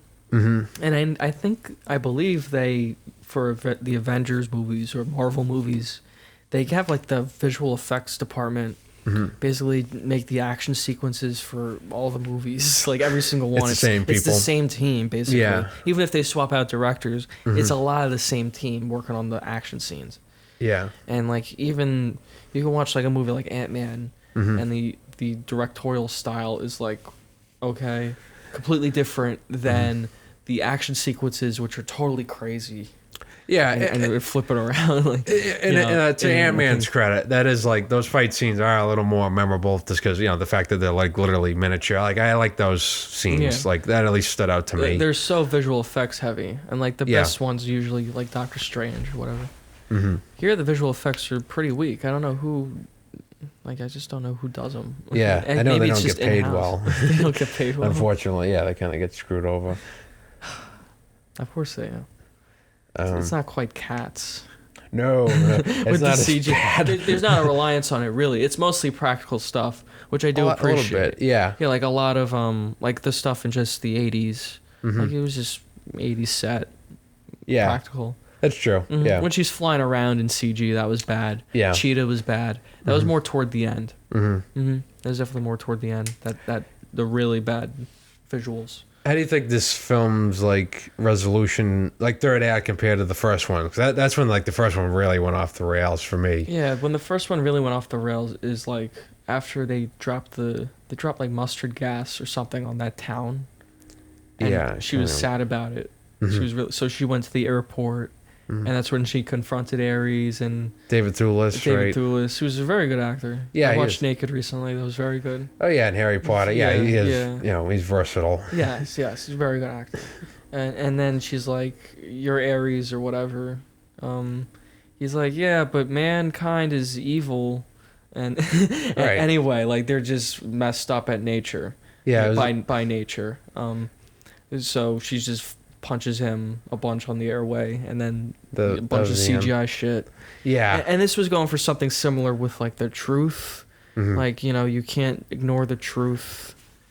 Yeah, I don't even remember. Like, I know the scene you're talking about. Like, but like it wasn't like really clear. Like, what was the point she was making? Sometimes you get like sacrifice your wishes. Or something. For the truth, you can't ignore the truth. Yeah. Yeah, I guess it's human nature to ignore the truth, but if you accept the truth. I don't know. Can't you just kill the bad guy? I mean, not that they can't have like their own like acts or whatever, but like sometimes you just got like Hans Gruber, a Syndrome. Those are great characters, and they just you can't change them. The fucking bad guys, they get killed at the end. Syndrome gets thrown in propeller of the Mr. Incredible through the car up, engine. and then he gets and that's a good callback. His cape is what pulls him back into the turbine. Exactly. Yeah, we want like big and Wonder Woman. Like, why do you need a twist villain in a fucking superhero movie? Just have a great bad guy. Exactly. Like, oh, we got you. It was this guy. Like the first movie didn't even have good villains. I mean, I remember the scientist woman. She was all right. She was there. Dr. Poison. Oh, was that what's his face? Danny Houston. No, Dr. Poison is the one with the mask. It's the woman. Oh, with the yeah, mask. that's her name. But Danny Houston was one of the bad guys, right? I remember. Yeah, he's General Ludendorff. He's like the other guy. He's like the dude. Okay, yeah, that stuff was all right. I didn't think so. No, I thought you those didn't villains like it. were very corny. Yeah, a little bit. And the conclusion was very similar, where they didn't give Dr. Poison just kind of takes off. Right. Her mask at the end of the film comes off at the runway, and she runs away. And you're like, what happened to her? Oh, she learned a lesson. Yeah, Wonder Woman should have strung her up with a rope. Like, get the fuck, I got you. Get back here. You're not getting off that easily. Like looped around, like her arms like this. Yeah, like the bat, leaving her at the jail. Like, if you're going for something goofy, then do that. And there's just all this like it's goofy, but then they're gonna give you a 5-minute speech at the end about love or truth or whatever. Like the American way. And what she was saying was like, you don't deny the truth. The truth is beautiful. Like it's very vague. It's very vague, and the truth isn't beautiful. Like sometimes the truth is horrible. And again, like she like barely knows this guy. You know what I mean? Yeah. When you heart to heart, usually it's like a villain that the hero has got like knows well enough. You know what I mean? Yeah. It's so dour. Yeah. Yeah, like the truth is Steve Trevor's dead, and you can't bring him back. And okay. Can't have him possess some random guy. Yeah. Can't have him possess some random guy. Mm-hmm. And there was no other like love interest set up. Yeah, I mean You know? that might have been And more I interesting. think that would have been better than just having like the same guy show up at the end. Like, oh, Right. maybe she'll get together with him, even though she doesn't know who this guy is at all. Yeah, it's a fucking stranger. Yeah, it's just a total stranger. Like, I don't know. There could have been like she has a friend who's a neighbor. Yeah, Yeah, and he's like, "Hi, Wonder Woman." yeah, she, Or you know, he whatever, likes Diana or whatever. Yeah, that'd be Not more Wonder Woman. interesting. You know, Yeah. like maybe like she's kind of seeing He this doesn't guy. know who Wonder Woman is. It's Yeah. like one of those. Hi, Yeah. pretty tall woman. You know. Yeah. And then like Steve comes back and he kind of That would have been too cliche. I guess that's but cliche it's better too. than what It makes they more did. sense. It makes more yes. sense Yeah. than the Hallmark thing at the end. It does look like a Hallmark movie. Yeah. It's like, now I have true love, and I Yeah. know the meaning of Christmas. Yeah. And then the church bell's rung. And then like it pans up. For whom the bell Dun, tolls. dun, dun. Yeah. I was waiting for the H&M logo at the bottom. She went to Jared. It is yeah. It is a thing. Yeah, I'm trying to think what else. Yeah, again, like, I mean, there was always something happening, so I wasn't like, checking my watch too much or anything. Like, I wasn't bored. Mm-hmm. I mean, because there's always like something. Yeah. There's like some globe trotting. Yeah. As you pointed out, they go to Egypt and then immediately after they go right back to the office. What was the point? Yeah. Like they're not like hopping all over the map to all these different locations. They like go somewhere and then go right back And to they the come same back. set. Yeah. It's like, okay. We're going back and forth to the same thing. It is repetitive. Mm-hmm. Making the most of each set they got, cutting corners. It felt That's that how- way, that's how yeah. it felt. Because like, In even ways, like yeah. the White House sequence, yeah. Yeah. It's just like it's a bunch of fighting like indoor, just like in a building, like it's something like that. That was pretty underwhelming. The It was. White House sequence. I thought that was gonna be. I thought that was gonna be much cooler. Because that was shown quite a bit in the trailer, I think, right? Mhm. Like Oh, ad yeah. commercials. Oh yeah, she's gonna fight. Patriotism, I don't know. Yeah. But yeah, it's just like there wasn't much. It was just like a bunch of like lasso fighting, Yeah, that kind of thing. It's just crap. And what? Yeah, you said you would give it like a 4 or 5 out of 10, something like that. Yeah, which is like what I gave the other one. That's what I was thinking. Yeah, which isn't it's not I too think I drastic. I think I gave the other one a 4. Yeah. Or, I don't even know if I'd give it a 5 because I don't think I'd recommend it. Yeah, I mean, this isn't god awful. I mean, we could see like people might enjoy No. this. There's definitely an audience for it, but taking into account my personal opinion too. Okay. Yeah, It's about the same as the other one. Maybe it's slightly lesser. I think I think it'll have less of an impact. there is a lot of pandering. It'll definitely have less of an impact. Yeah. The pandering I think is a little obnoxious.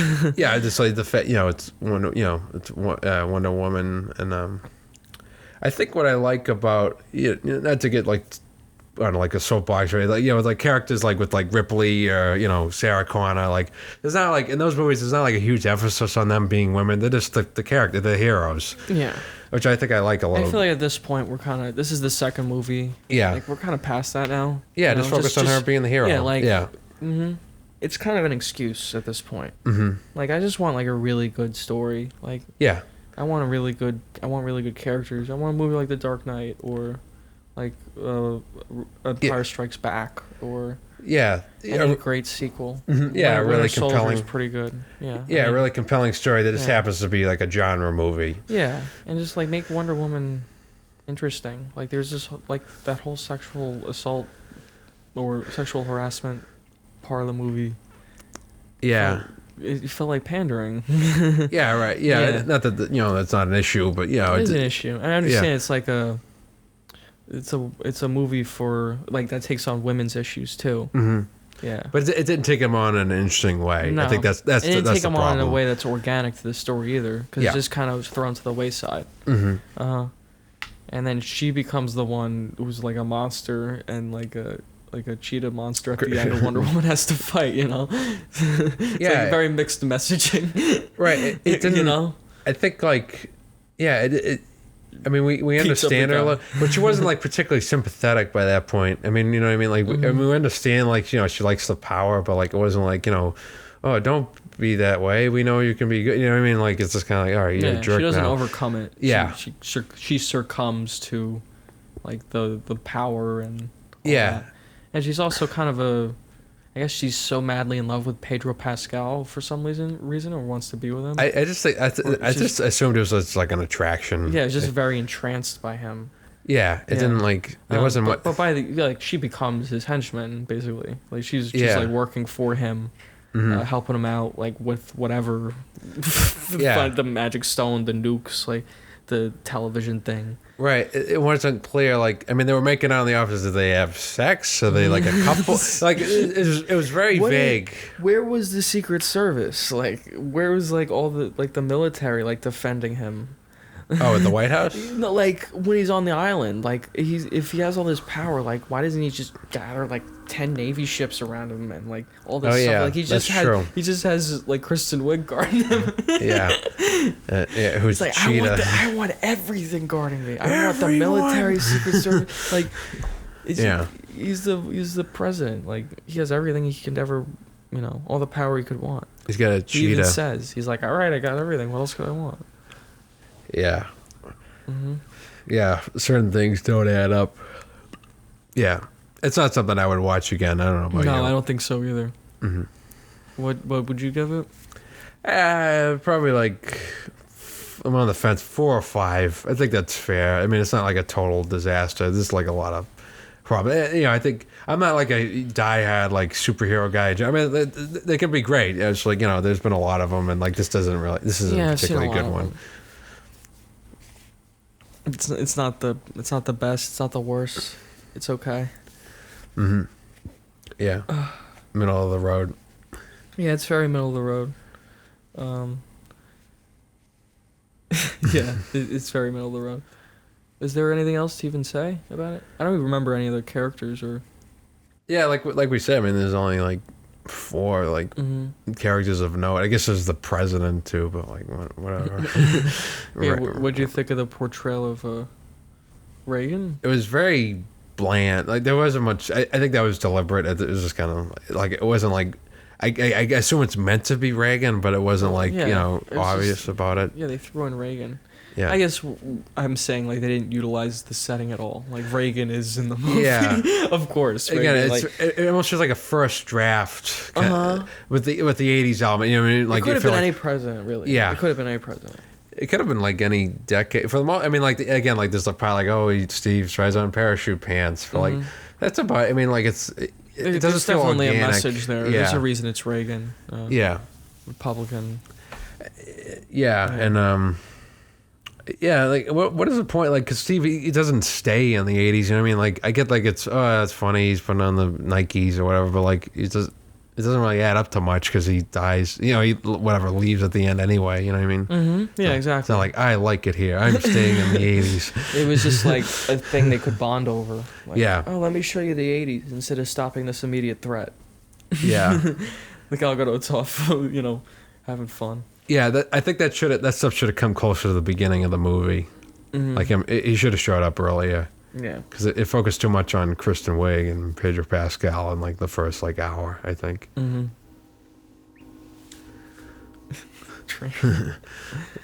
Trains. Yeah, and, yeah, I don't have, like, a ton of other details. The visual effects. I'm trying to think of any other moments of note where the movie looked particularly really bad. I think it was mostly like the green screen type stuff. All the green screen stuff, like the flying, the running when she's running on the. Yeah, that was probably the worst spot. The scene she like jumps over a truck that's flipping. I was like, okay. All right. I don't think like the last. This is more like a personal thing. I don't think like her lasso. I don't think that's like a particularly like interesting like weapon or whatever you want to call it, tool. It's just like, okay, barely used. Yeah. Yeah. They should have used it a bit more. I mean, like, is that all it does? Like, I know it's like, it extends really long, and she like ties. Yeah, it's like around. the lasso of truth. Yeah. She should, at this point, she can have another weapon. Yeah, I feel like she needs something else because that's like not interesting enough. Something. Give her a gun. They gave her the armor, but like, who gives a shit? Like, yeah, the armor, like it could shoot out like a bunch of shit. Yeah, like James Bond, she should have like some kind of cool like gadget. What if Iron Man fought her? Like he would shoot out all these missiles and shit. Yeah. That's what she needs. Like she needs to shoot a bunch of stuff out. What if she fought Aquaman? Maybe she she's did. barely fighting. It's because she barely doesn't. Right. Yeah, again. No one's fighting. It's all about, talking about their feelings. Yeah. It's all about my insecurity, about my son. I don't live up as a father. Too much blah, blah, blah. Yeah. It's like if, like, in Fury Road, like, Furiosa was trying to calm down Morton Joe. Like, who gives Morton Joe, like, yeah. He's a monster. He sympathizes for his son. Yeah. My son, I just want to give him water. Yeah, like, right, that movie didn't need that. No. He's the villain. He's going to die. Yeah, we don't need to make... I mean, Mad Max is a good... I think these movies are good comparisons because they're more entertaining. Yeah. They have stronger female characters as well. I think. Furiosa is a much more interesting Charlize character. Theron. Like, she's awesome. She's a proven actor. I think she's done a lot. She has a lot of versatility. She's done a lot of versatile roles. She worked with Patty Jenkins, right? And she's worked with Patty Jenkins in Monster. Mm-hmm. So she's a proven actor. And Gal Gadot, in this movie, I don't think she's exceptional. I don't think she's like leading. I think she's serviceable. She's serviceable, which is why I think there's a focus on so many other people in it. Yeah, that could be it. Mm-hmm. Because she can't carry the movie. Like, even the scenes in the first movie with Chris Pine, those are the strongest parts. And he's in it a lot. Like, they have a lot of scenes together, and then they have an ensemble, which is why it works so well. Mm-hmm. The ensemble, like, Wonder Woman's working with a team, which is like Captain America. Yeah, with, seasoned actors and that, their little band of misfits there. I think that helped, too. It did help. It helped a lot. Now she's on her own, like you said, the first, Yeah, and again, she's on her own until Chris Pine shows up to carry the movie. And those stories, like, they stay pretty separate for most of it. I mean, towards the end, exactly. you know what I mean? Like, it's kind of like its own... Right, they're not an ensemble. It's like all these characters just go off and do their own thing. Kristen Wiig has a scene off on her own. Right, I know she interacts she's obviously trying on with clothes. Yeah, and but she does weights. But yeah, again, it's stuff we've close seen up before. on her legs. Yeah, it's like okay. Like wow, I'm really fit Even now. in the beginning, she's jogging. It's close up on her legs. Like what's this obsession with like Kristen Wiig's body? It's dry. Maybe it's like just her. Like she's the only. Yeah, they like showing the '80s dragon outfits. Yeah. Yeah. Why not Gal Gadot? I want to see Gal Gadot in like the yoga pants, or the unitards, or the pink leggings and like the stupid like gym. Yeah, I think it's a unitard or a leotard. What do we call it? Leotard. Why can't we put Wonder Woman in there? I guess it's not. I guess it defeats like the message of the movie or whatever. Right. Maybe. Yeah, it defeats the whole purpose of like what Wonder Woman is. Yeah. And that's really, but I think we covered. I mean, there must be like I'm sure like there's so many scenes in this movie. It's just this movie, yeah. I mean, I'm trying to think. There's probably like a if not 100, it felt like several dozen scenes. There's a significant amount of stuff to cover in the movie, and we can also cover the first one, which I want to talk about with you. Yeah, which I don't remember. I mean, I remember part like. I think it's slightly better. You think it's better? Slightly. I probably enjoyed the first one a little bit more. Yeah. I think that's even our friend who saw it in theaters. This one, the '84. Yeah. He said he liked the original one better. Mm-hmm. That one had more of an impact too. I think it came out more of it at a time where it was a little more relevant. Yeah, obviously it helps. It had a traditional release. It wasn't just had a traditional release in theaters. It came at a time where the DC movies were really getting bad. Yeah, I think that helped too. Faith. They didn't like the gray. They didn't like the dark tone those movies took on. So they just embodied a more like fun tone. They were a little more like Marvel. I think that helped it a lot. Yeah, and people were more reacting to like this. We like this more. It was definitely an improvement over the movies that preceded it. Yeah, and there was also like people saw the flaws in it as well. Mm-hmm. I think. They still enjoy it, but it's not. Yeah, there isn't a huge backlash against it. I don't think people so. Like the film, it's considered one of the better DC movies, which it is, and it has significant flaws that I think a lot of people address. Even Patty Jenkins is addressed. Yeah, the third act being, like, kind of CGI fluff. Yeah, I think that the first one definitely had a stronger start. Like for the first half, I was pretty with it. The origin story helps. Like, I think the origin story is always interesting. Yeah, I think that handled it. It is kind of cut and paste the origin story template. A little bit. I think it That was one of my benefited from the complaints. fact that like I'm not familiar with Wonder Woman's origins. Like it's like we don't need to. Like I think that was a problem with the Amazing Spider-Man. Like we already know it was the same It story. was definitely something different with the Amazonian women. And, Yeah. the island, her learning, her training, and Robin Wright's good. I mean, I like She's Robin always Wright. good. Yeah, and Connie Nielsen is the mother. And then they introduced Chris Pine, and then all that stuff was pretty strong. Yeah, those were the best World War One's parts. pretty strong, and the group, the ensemble group. Yeah. Then it falls apart like once all that's set up. Yeah. Then they needed to deliver like a great conclusion, great villains, like all that needed to be there, and It should I have don't been think like it was. one villain. And a lot of the same complaints with this 84 as well. Yeah. Yeah. I think the good scenes in that movie were better than like the highlights of this one. I think that's probably like what like makes that better for me. Yeah, exactly. What else would I say about Wonder Woman, the first one? The music. Oh yeah, the Wonder Woman theme song.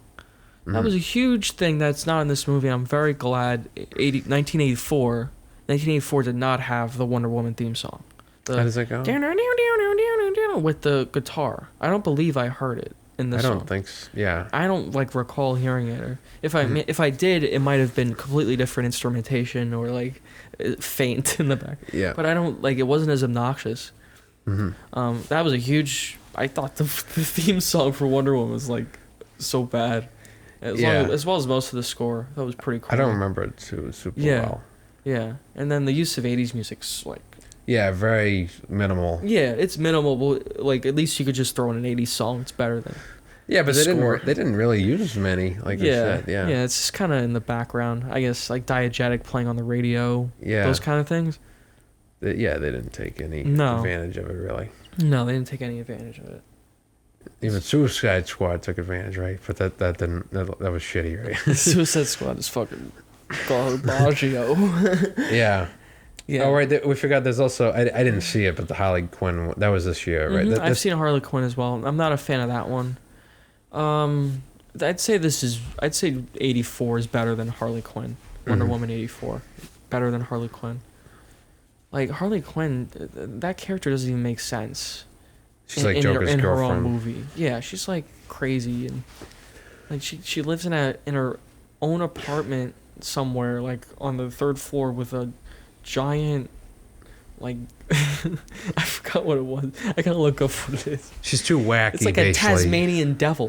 Yeah, you want like a more grounded protagonist. Right. It's like this person's totally out there. Like You can't relate and to it's her. not even realistic. Like she's like a cartoon character. Yeah. Yeah. If you just want to watch it as a comedy, then okay. It's funny. But yeah, the movie's totally ridiculous. The same like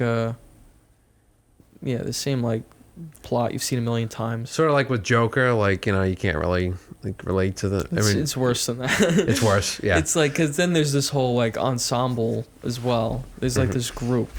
Yeah.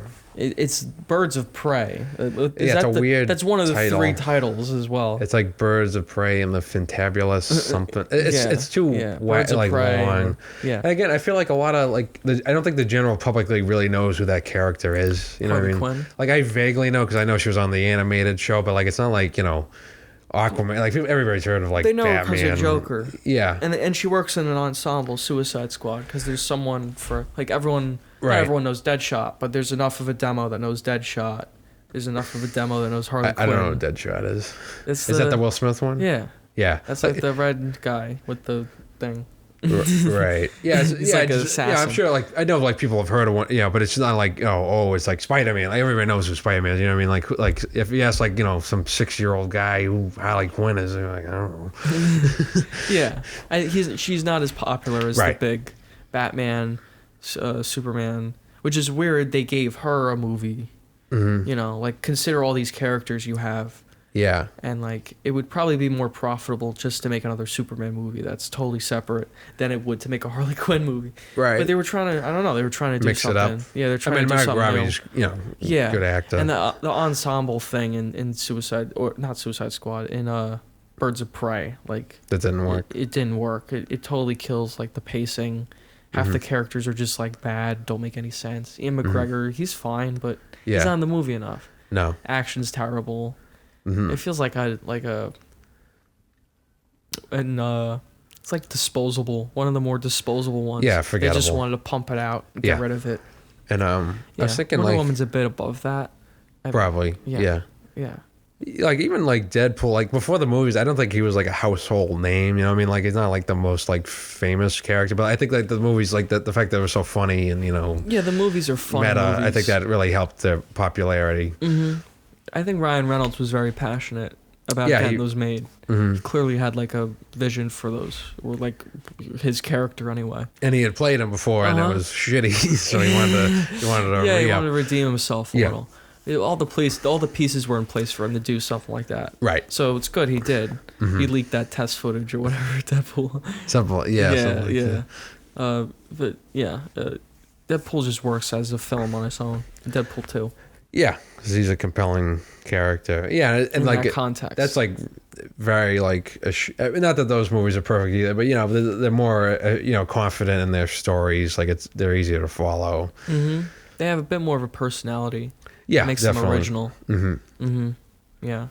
If you want experience, that's only like Deadpool. There's really like you can't really go to many other movies. I mean, Ferris Bueller's like fourth wall breaking, but like in the end credits, yeah. Right, like there was that movie Hancock with Will Smith. It was like sort of going for that, but like it couldn't decide if it wanted to be like dramatic or comedic. Like it was it was too far down the middle. Yeah, it's weird. That one didn't work for me. Deadpool's a solid comedy, and like the fourth wall breaking, it actually works in that movie. It's like appropriate. Yeah, it's now been overdone, but that's what happens. It's like with Wonder Woman too.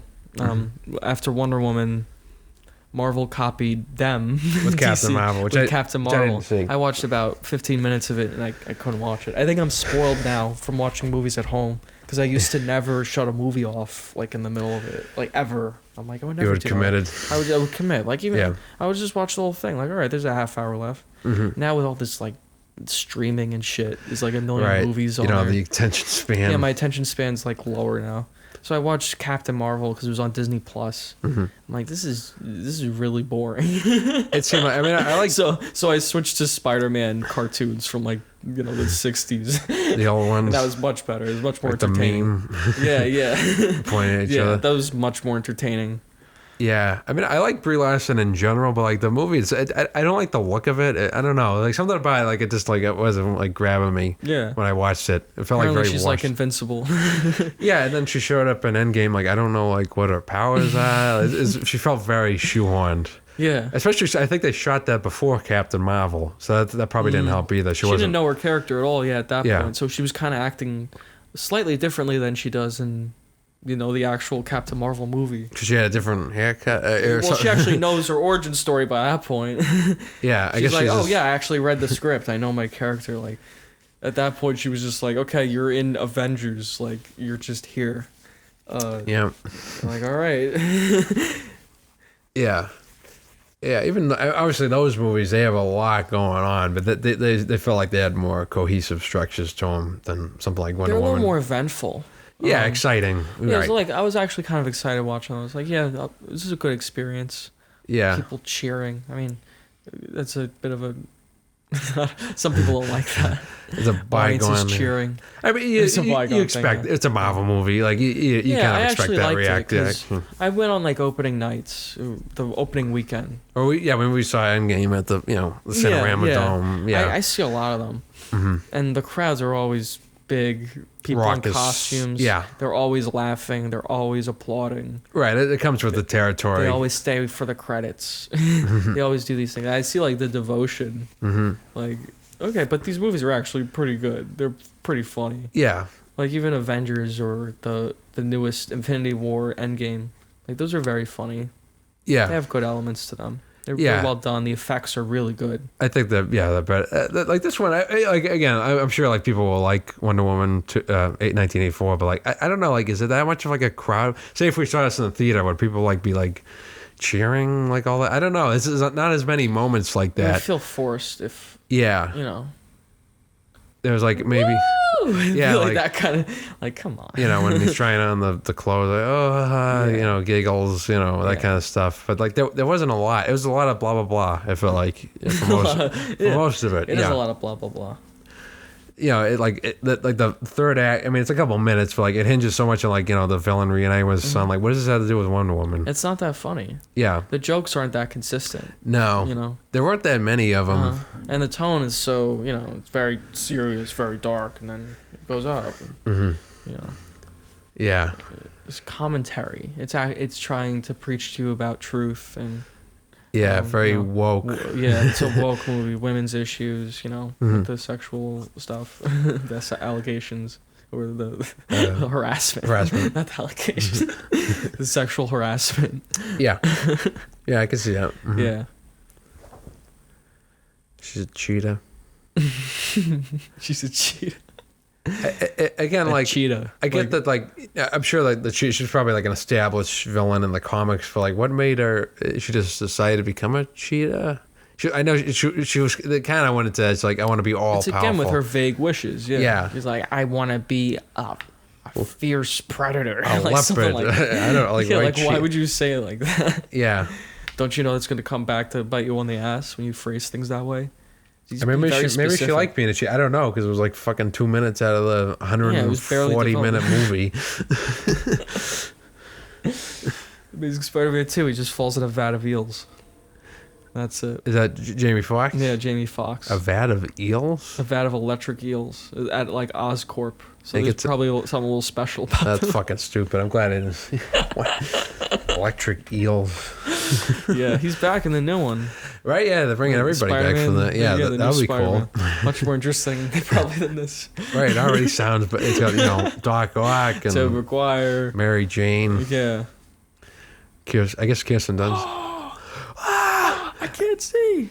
People, you know, shit on those, but those are way more memorable. I mean, like, we still talk about those movies, Portable. you know, you know, over a decade later. Yeah. Like Spider-Man 3. Yeah, it's better than Amazing Spider-Man 2. Yeah. I don't think it's good. I mean, I like the first two. The third one... it's a disaster. Yeah. Spectacular you know, disaster. With redeeming qualities, for sure. Yeah. Yeah. A lot of the same criticisms I'd have for like Wonder Woman 84.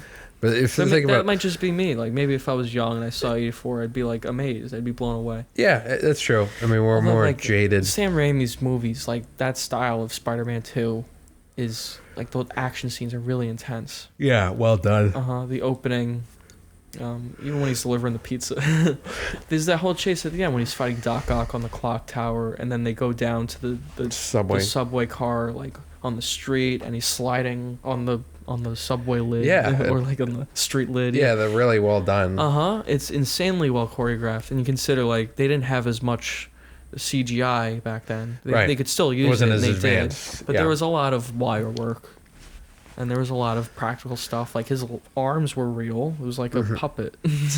Yeah, it's awesome. Like the spectacle, that's awesome. I don't like to see cutting corners in like a big budget superhero movie. It's like why? And it's you can't really hide behind like the message of the movie. No. Yeah, like the themes are fine, like truth. Yeah, tell the truth and self-sacrifice. Yeah, self-sacrifice. Be a good person. Yeah, these are all fine. You can't hide behind these like ideals, like the actual filmmaking of the movies. Yeah. Okay, I've seen better though. Yeah, like there wasn't as much creativity as it could have been. Yeah, it's very underwhelming in that way. And it's just like a big film. You know, I expect more from this. The sequel. Yeah. Yeah, 1984. It feels like it can be placed anywhere in the chronology of the series. Wonder Woman. Yeah, right. When like, there's lots of movies. Because Marvel, like those, they make a big deal. Like, you know, it's like Phase 1, Phase 2. You know what I mean? Like, you know. Yeah, with DC, like what phase are we in? Yeah, it doesn't even... It feels kind of arbitrary. Is this like another movie? You know what I mean? It's not like, you know, here's another this one. is Thor's movie, this is Iron Man movie, and then it's the Avengers. You know what I mean? Like, it didn't really... It wasn't... right after Harley Quinn. Like, what's the connection between these Probably two? none, right? It's not even the same audience. Right. Literally, like, I don't even think it's the same people who would see both of those. I'm sure some of the I'm sure there's some overlap, but tonally it's different. Tonally it's so weird. I guess I'm just thinking Suicide Squad. It's so etched into my brain. I should probably watch that now. Green and yellow. Yeah, we could watch it one day. And actually, my teacher, Linda Reisman, produced the movie Leave No Trace, which was directed by, I'm blanking on her name, Deborah Granick, which I liked that movie. It was a good drama. That's awesome. Yeah. So we mentioned, I think that's a good amount. We mentioned, Booksmart I liked. Yeah, Booksmart, Olivia Wilde. Yeah, she's proven she can direct a movie. Yeah, there's a lot of solid examples. A movie I love, Punisher Warzone. Is that directed by one? Yes, it is. I didn't know, Lexi Alexander, that's her name. Yeah, that movie's hilarious. Yeah. Is it like really over the top? There's definitely ironic enjoyment. That's what I'm saying. I love it. Yeah. But it's actually well made in a lot of ways. Like, it's basically just a stupid action movie that's an exploitation, like overly colorful, oversaturated kind of like Hobo with a Shotgun. That kind of like tone. A B movie. A little more subtle with that, more mainstream, but it's definitely vibes of that. Grindhouse. And it's just, Grindhouse. Punisher's really violent. He fucking punches a guy in the face and his face explodes. That's pretty cool. Yeah. There should have been something like that with Wonder Woman. She should have punched the guy. Yeah, it's like super violent, awesome. Yeah. This is before Wonder Woman 2. And all that, like Lexi Alexander's Punisher Warzone. Yeah. Right. So it was just interesting, like woman-directed, violent superhero movie. It was cool. The movie's has some great kills. It must, yeah. Yeah. I should probably check it out. It's funny. It's really funny. There's a lot of really funny kills too. Yeah. Goofy, nothing special. There's some punishment. No Portrait of a Lady on Fire. It's not quite like different that. genre. Yeah, but I'd rather watch Punisher Warzone than Portrait of a Lady on Fire. That one's pretty watchable though. Like that newer one doesn't look as good. That one with Kate Winslet and Saoirse Ronan. Ammonite, I think it's Ammonite. It kind of just looks like this. It looks like it's like like what that movie.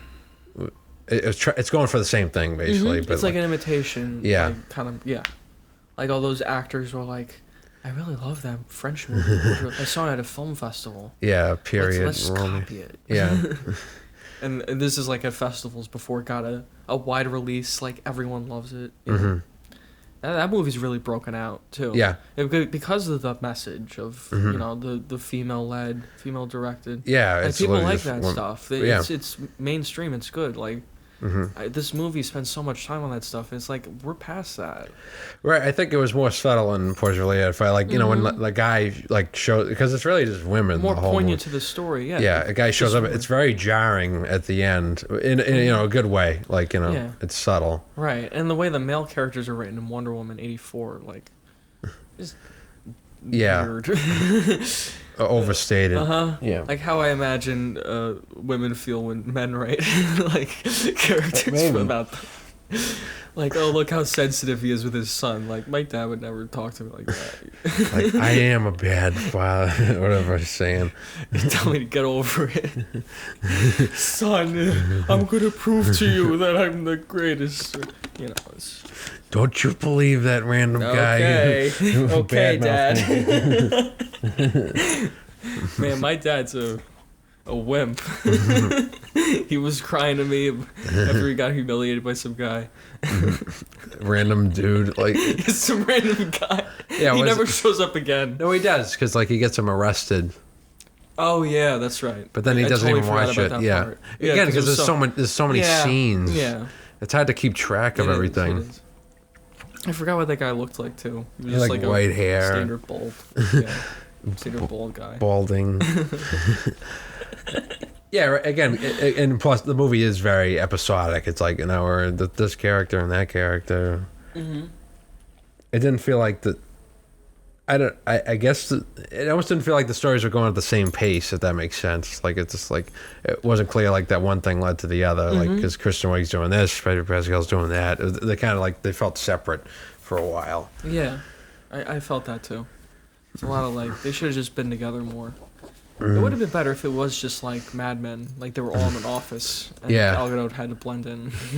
Right, she's like Peggy. There should have been more of her like blending in with the time. Yeah, that know? I like think was that not a would've part of it. Because she's already, I guess she's used to it already. But it didn't. Yeah, but like. But she didn't look like she was from the time. She just kind of did her own thing, which is fine. I mean. Yeah, but that's not interesting. Yeah, it's not interesting. Like, what if at the office they're like, you got to come to work with frizzy hair? Use your Flowbee. Yeah, this is like a day of work. You got to dress a certain way. I don't know. So distracted by the movie. Yeah, because the movie's so entertaining and interesting. Yeah, I mean, and it's fine. Like, the movie's fine. I don't feel that negatively or strongly about it. Yeah, I don't feel particularly negatively about it either. I just don't think I would recommend it aside from a specific audience. So clearly, a huge audience that loves this kind of thing. Yeah, obviously the people that are interested, they're gonna watch it anyway. If people are on the fence, I say probably not. You know, I think like Harley Quinn, that movie. I was gonna say that it's just bad. Yeah, like that's not. You could tell they had no faith in that one. Mm-hmm. They didn't put as much money into it. I believe it was like 60, 70 million.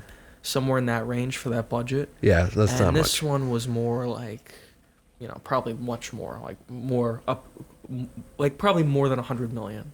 I would think so. Yeah, I mean, I'd say definitely more than 100 million. Yeah, under normal circumstances, this would probably be like one of the highest grossing movies of the year. Yeah, it would be a huge. I mean, it is anyway. It's a huge deal. Yeah. Yeah. So there's just a standard I'd expect more from that, and it is better than that kind of quality. Yeah. Of Suicide Squad. Or Harley Quinn, which feels like a kind of like a throwaway. The throwaway one. Yeah. Yeah. It feels one they just shoved in there because they could. It's another character in the they're not arsenal. really protecting the brand as much as Marvel does. No, because when they've they put had something out there, it's usually like significant. Significant. It's because someone's thinking. It's a. Yeah.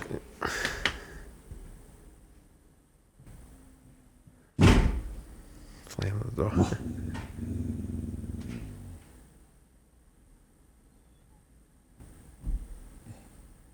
I think he's gone.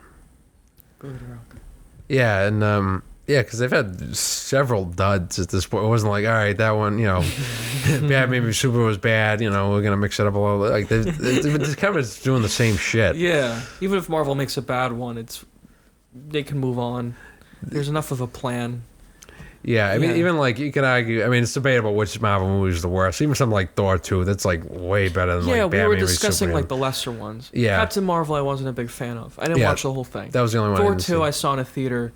That's definitely one of the weakest ones. Yeah, Incredible Hulk. Incredible Hulk. Those are towards the bottom. Iron Man 2. Iron Man 2. Mm-hmm. Yeah, but even those, like they're much more watchable than something like Man of Steel, I would say. Mm-hmm. I would rate all those higher than like Justice League. Right, which I've heard it's pretty bad from what you've told me. It's directed by two totally different visions.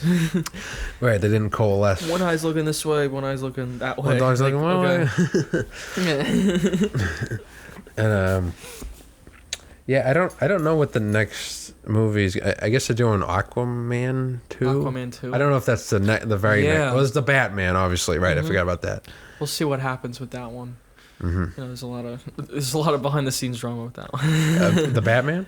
No, not Batman. Aquaman. Oh, because of Amber Heard. Casting, Yeah, We'll see what happens with that. Batman seems to be going fine. Yeah, it's a good director. Matt Reeves. Good actor. I like Robert Pattinson. Yeah, they were releasing photos on Twitter about. Right, they seem confident about it. Yeah, it looks fine. Yeah, it didn't seem like Ben Affleck's hat was really in playing Batman. No, he had some other issues that he needed to work out. Not that we're trying to knock him, but it's just like, I don't know. It just like it didn't feel like it was a great fit. It feels like he wasn't devoted to the character. Mm-hmm. He was doing other things. Yeah, he was trying to have like a directing career. Mm-hmm. Live by Night was pretty bad. But for the most part, his directorial outings have been pretty good. After Argo, he signed on for like Batman and all that stuff. And that's when his like the film career, aside from that, started to become lesser. Well, he did Gone Girl, but like the other stuff. Oh, awesome. Yeah. Sorry about that. I mean, Gone Girl is really good. Yeah, he's just in that though. He was good in that though. He had a good part. He directed Live by Night. He wrote Live by Night. The Way Back. I don't know what I didn't see it. Yeah, The Way Back. It's probably I don't think fine. I don't think he cared about that one. But like Live by Night was probably like, you know, a big thing for him. And That felt like a studio mangled type. Mhm. You know, It was a just from bomb. what you told me. Doesn't mean it's bad. Punisher Warzone was a bomb too. Oh, sure, yeah, of Punisher course. Warzone. Not all bombs are I think it bad. cost $30 million and made $10 million, like something like that. Yeah. $11 million. It's really bad. Yeah, and again, I like the other movies that Affleck's. I liked Argo. I liked The Town. You know. Yeah, Argo's pretty good. Mm-hmm. I don't know. Robert Pattinson's probably more suited for that. Right, he was a vampire. Now he's a Batman. Yeah. Well, he carried a franchise already. You know. Yeah, and he's done significant dramatic work since then. So yeah. I don't know if Ben Affleck has done that. I don't know if he has a franchise. Really? Well, I did Daredevil, but that didn't do That could well. have been a franchise. Yeah, it bombed. Jon Favreau is in that movie. He's like supporting character, he's though, like right? Matt Murdock's friend. Yeah, is that that's Marvel, right? No, it's CC. No, I can't. No, it's Marvel, but Is it it was Marvel? when a different studio owned it. Okay, I think it was Fox. I think it was Fox. I never might saw be the whole Fox. thing. It's pretty funny. Yeah, This that's a is guilty silly. pleasure one. It's like Catwoman. Like It's I put them so in silly. Yeah. Catwoman might be slightly worse, but like Daredevil, even the director's cut, which people consider slightly better, I guess it is. But like it's ridiculous. Like the Nickelback music and Oh yeah, so dated. Evanescence is in it. Like wake me up inside. I mean- and then like Elektra's like stabbing the sandbags. Like it's awesome. Yeah. If you want something, the I've seen- funniest scene's probably Sorry, go ahead. Oh, I I'll talk about saw the like scene it was after. like a riff tracks compilation of. That's like the only parts I've seen. I remember people have him. made like laughing compilations at it, like reactions. There's Yeah. a scene where they fight on a playground. Oh Jennifer yeah. Garner and Ben Affleck. She's like, I'm Electra Nachos, or what the fuck her name is. Nachos, Electra Nachos, a Matt Murdock. Yeah, the tone is all weird. They didn't get the tone quite right yet.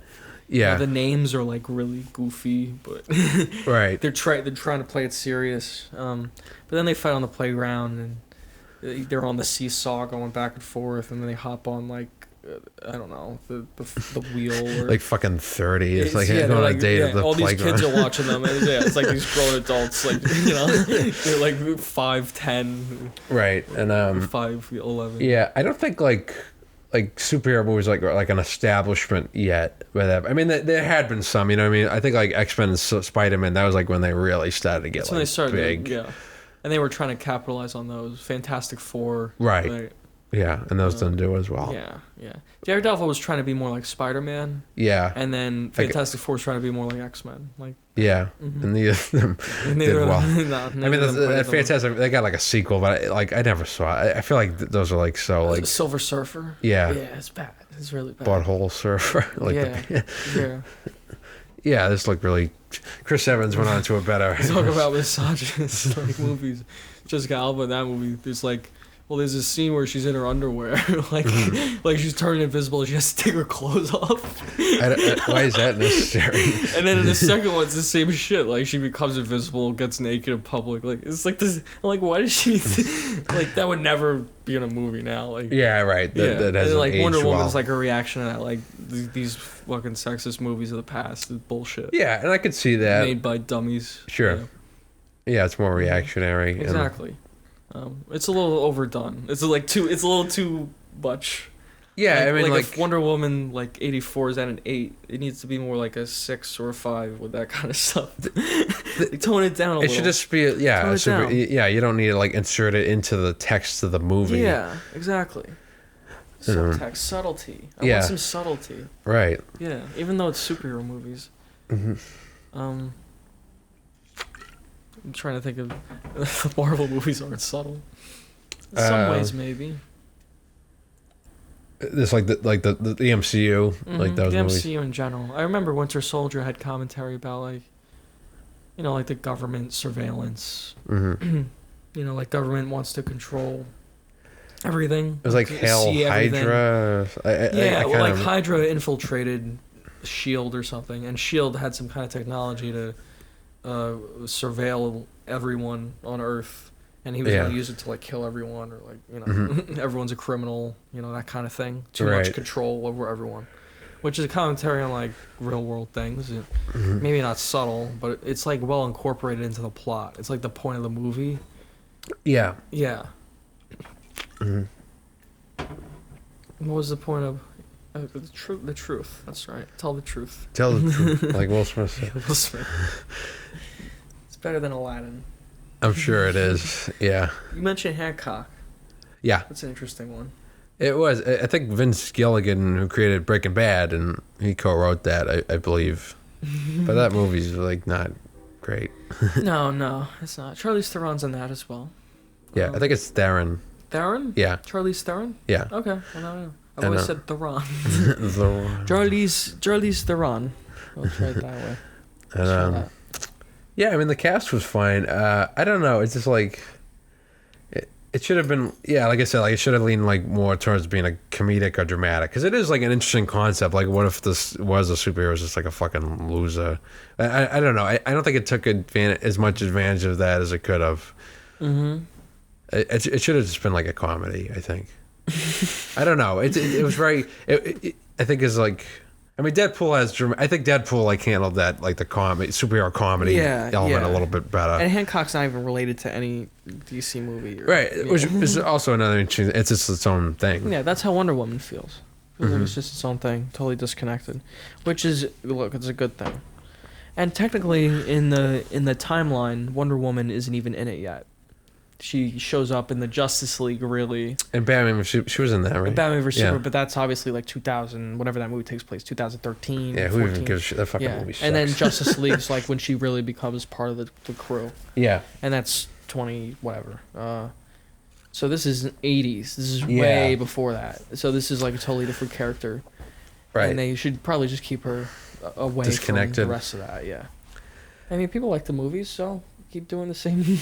They definitely have their fans. And the fact that it is told this way, where it's just kind of episodic, just pump them out. Yeah, they definitely feel more. I think that's deliberate. They feel more disconnected from each other. They should make one of these every 2 years. Yeah, instead of 2 every year or whatever. whatever they're doing. I mean, because there were 2 this year. Then there was Shazam and Aquaman. Patty Jenkins is signed on to do the 3rd Wonder Woman? As far as I know, yeah. At this point, yeah. Well, yeah, I would think so. They can't find anyone else to do it? If they just want her to do it? I guess it's a stick. I mean, like, I think she almost didn't come back for the second one because they weren't paying her enough. So that's what I heard. Wow, okay. And, I don't know when they're going to be able to shoot it, but unless Wonder Woman was wearing a mask. She doesn't have... It's funny. It's like... They can't find anyone else to direct these Wonder Woman movies? I mean, they do well. Yeah. I mean, I don't bet she wants to do other shit. She might. I don't even think the problem is like. I don't think it's like poor direction or anything. There's more like story issues. I think I could use a new voice. Maybe. At this point. So like how Jon Favreau. I won't even say this is bad. I'm like, just go out on top. I made 2 really good ones. Unless she wants to make it a trilogy. There's some kind of amazing conclusion that I don't know about. Like it's Lord of the Rings. Maybe, yeah, like that's the thing. Know. Like, it doesn't feel like it's like. I mean, it's like obviously it's continuing the story, but it's not like now we're at the next step. No, you don't need to know much. You need to know who Steve is. Steve isn't that complicated. I mean, yeah, he's just he's a guy. Chris Pine. He's a cool guy. He's Chris Pine. Yeah, we like him. Yeah, Chris Pine. He was the only one who wasn't in that Imagine video. All right, yeah, of the cast.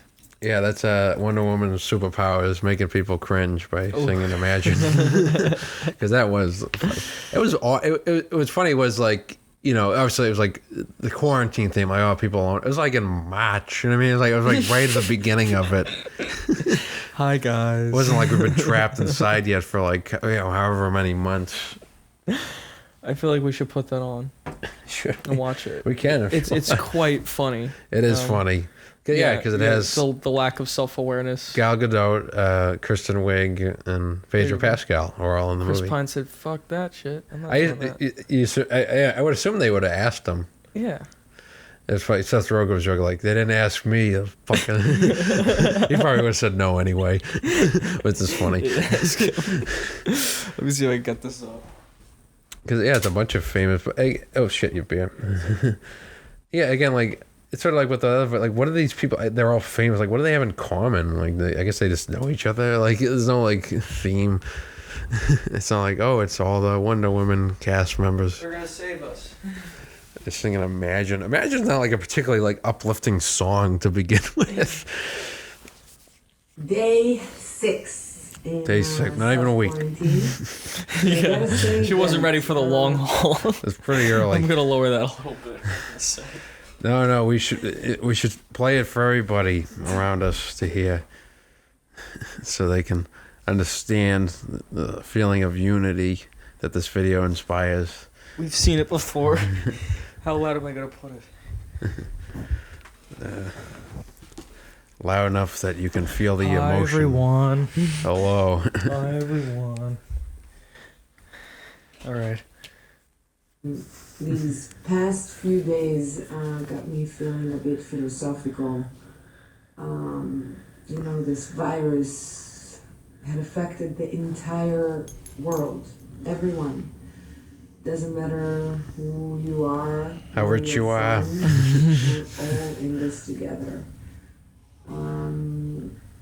And I ran into this video of this Italian guy playing the trumpet in his balcony. All right. To all the other people who were locked inside their homes. And he was playing Imagine. But he wasn't posted on social media, right? He's Yeah. not famous. This is for his neighbors. Why is this shot on like an iPhone? I can't. There's like a big void between Maybe it It's just represents the in the void middle. between celebrities and the regular void in people. celebrities' brains, Right. and their heads. The 'cause they don't have giant brains. border. Yeah. Oh, there's Kristen the Wiig. villain of the movie. Yeah. No hell. The star of 50 Shades of Grey. This guy, he looks familiar. Jamie Dorman. James Marsden. Yeah. He's really struggling with that HBO show he has. Oh, I don't even know that one. Sarah Silverman. Westworld. He's on Westworld, who he was anyway. Oh, yeah. Look at this. This is so original. Yeah. Jimmy Fallon's like on Oh, a man. walk. Jimmy Fallon. Natalie Portman. Zoe too. Kravitz. Yeah, I like Zoe Kravitz. Yeah, she got roped in. Oh, this girl.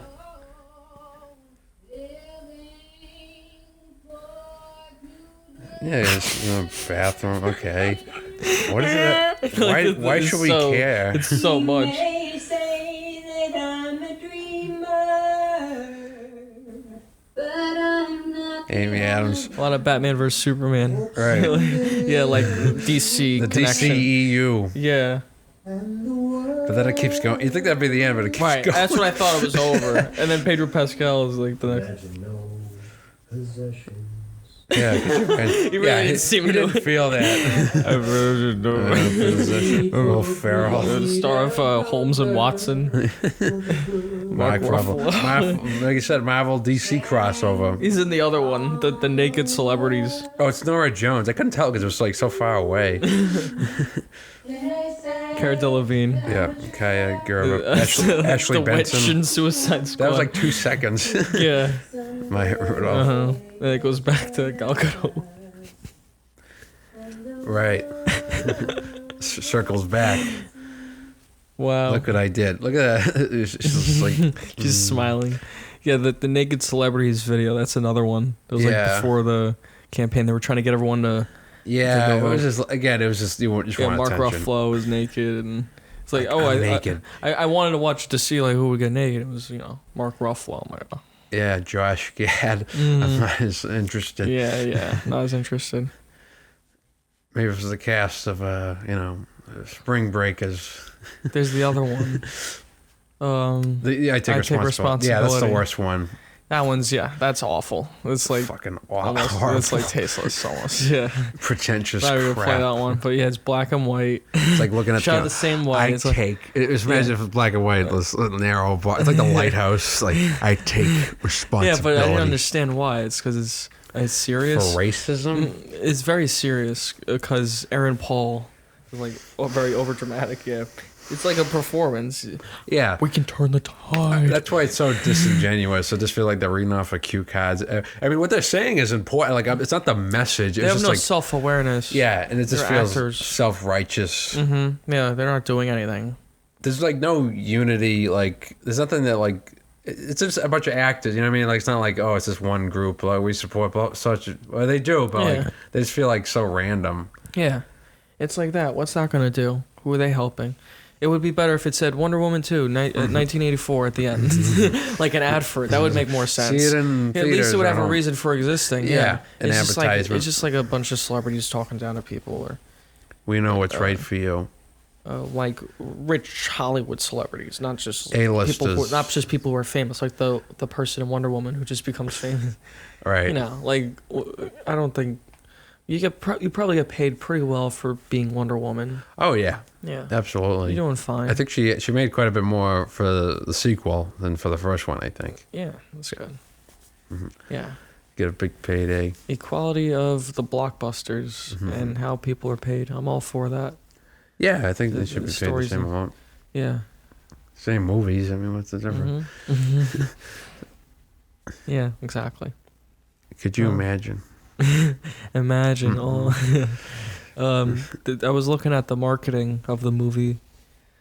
Very colorful posters. Yeah, that's what I noticed too. Bright vibe. The movie's very dull looking, all things considered. There's definitely a little bit of vibrancy with the setting, given Yeah. it's 1984, but it's mostly kind of dull. 'Cause- Especially at the end when they were on the island. Yeah, that was Like, yeah. boring. Mm-hmm. It was very rainy and The it wasn't cheetah that- fight. Like it wasn't that looked bad. dramatic. Uh-huh. It's like they could have. I feel like they just added that in later, the cheetah effect. It was just Kristen Wiig on set.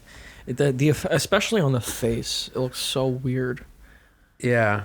A lot of those like fights in superhero movies don't do a lot for me. It's different, like like the Sam one's Raimi pretty quick. Spider-Man movies. Those are great because those are really violent. This Yeah. one's pretty quick, so it's Yeah. it's harsh to focus so much on it, but it is a glaring problem. Like if Yeah. the movie just didn't have that, it would have been better.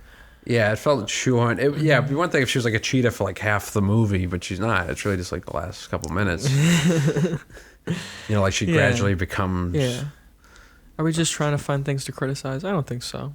The movie left me very underwhelmed. Yeah, I don't think it's just like nitpicky because the thing, like again, with the thing with Steve, like that is confusing. It really threw us off. It wasn't just like a little Yeah. thing. And again, we're not that dumb. And we did. Yeah, there are like decent things about it. I don't think we're just like shitting on it. No, outright. no, the marketing was a bit misleading in that way. About the color scheme. Yeah, Yeah. Wonder Woman 84, you see bright color. 1984, and it's just like it's much the same, different setting, Yeah, it felt different incidental. coat of paint. Right. Yeah, Or something like First Class, or even I'm trying to think of their other like the period. X-Men movies feel very different from one another, which is something I like about them. Yeah, they are. Yeah. Even the good ones, yeah, they are different. Even the bad ones. Yeah, Apocalypse is very different. Yeah, X-Men Origins Wolverine. Yeah, that goofy film. But Goofy. on the other end of the spectrum, like something like Logan's great. I mean, it's a great, it's a very good movie anyway. But like, it felt like its own. It didn't feel like it just felt like it happened to be a superhero movie. It wasn't like it didn't follow Sure. the typical It was more tropes. like a deconstructionist one. Yeah, Yeah. So I guess overall, you thought Wonder Woman was okay. the first one. Wonder Woman, sorry. The- We thought Wonder Woman 1984 was okay. yeah, mediocre, I'd say. Yeah, slightly less than average. Yeah, there's definitely production value to it.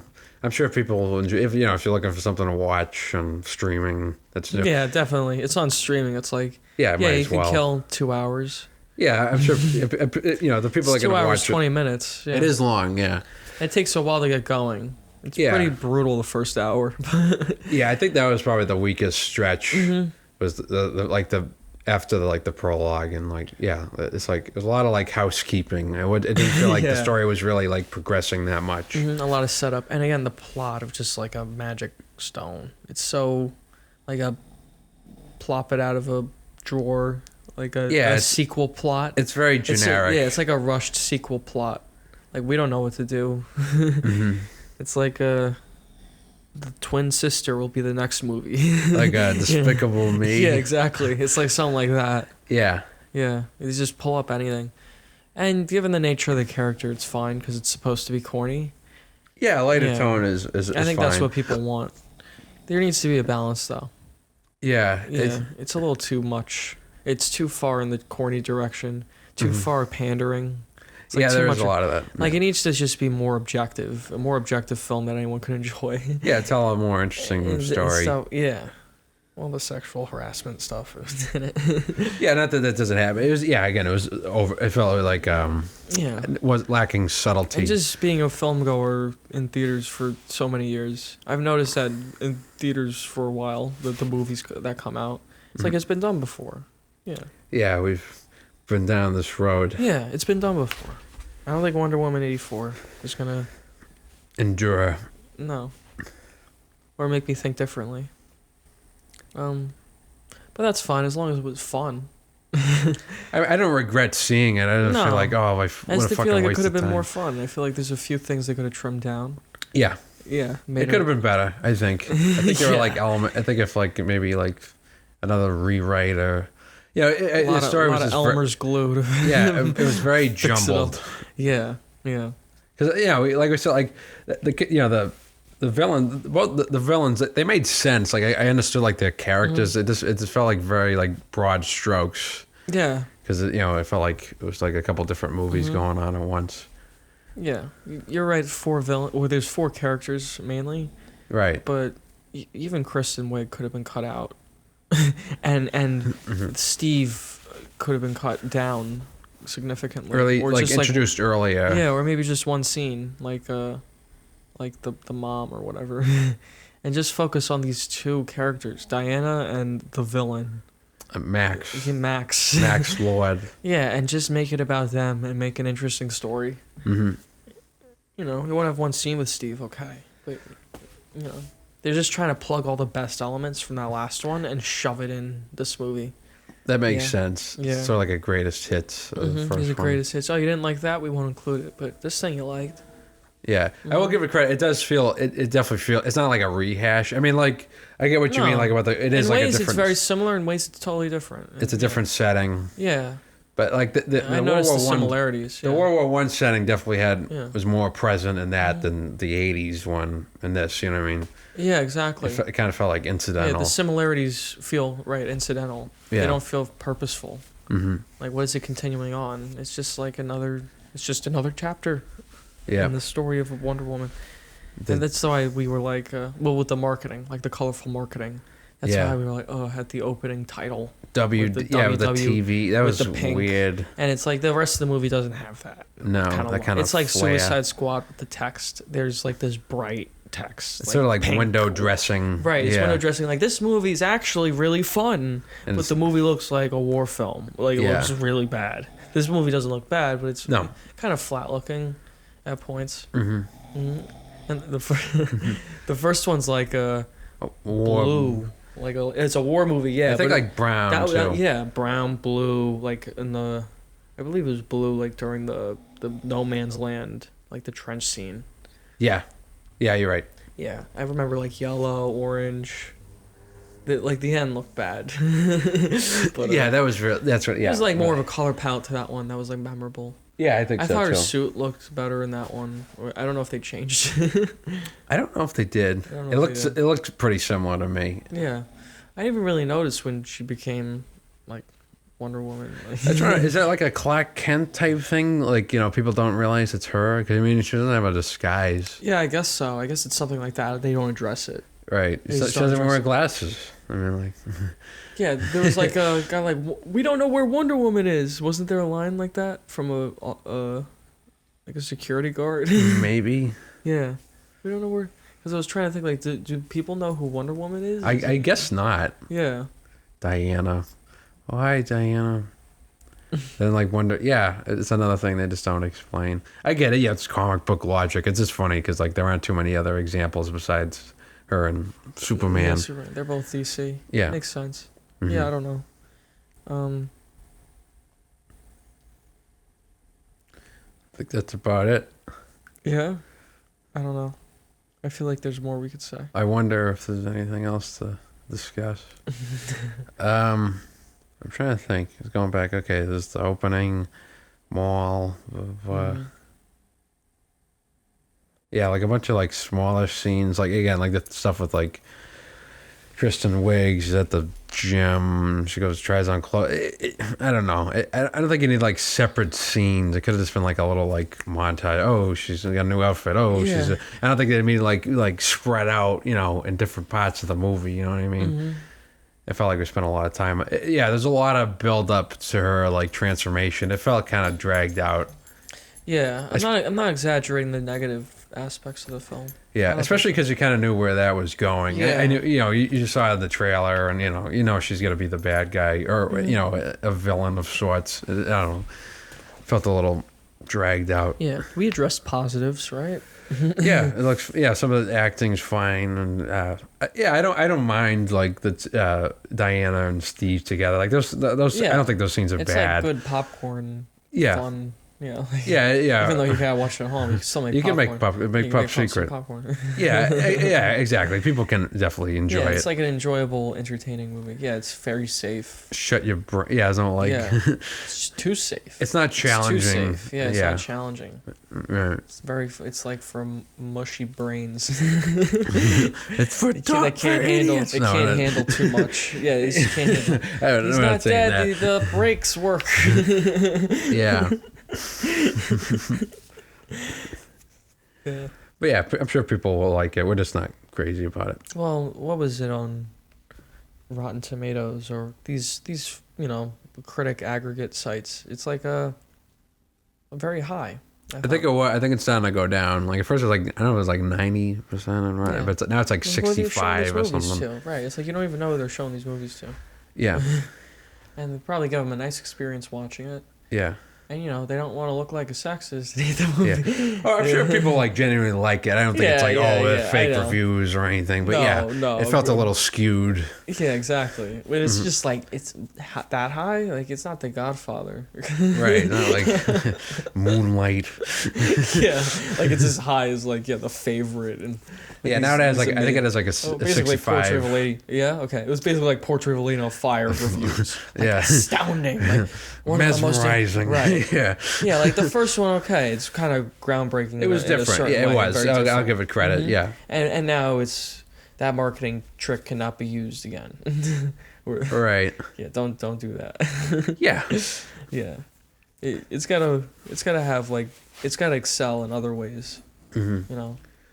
It's got to stand What out. would you improve for the third one if you directed? I guess I mean, just we're both make men, it right? more about make it more about Diana, Wonder Woman. Yeah, again, she just kind of felt like a bi. I mean, she's in it. She Yeah. does stuff, but she felt kind of passive. Focus more on my protagonist. Yeah. It was sort of like it's probably a worse movie, but Cars 2. Mm-hmm. It's like about Mater, and Lightning McQueen kind of just feels like a secondary character. It's weird, yeah, just like shifting the focus in an unnatural way. Yeah, that's a lot of comparisons. Yeah. The Cars cinematic, the CCU. Yeah. I don't know why they love this film. I don't know what they see in it.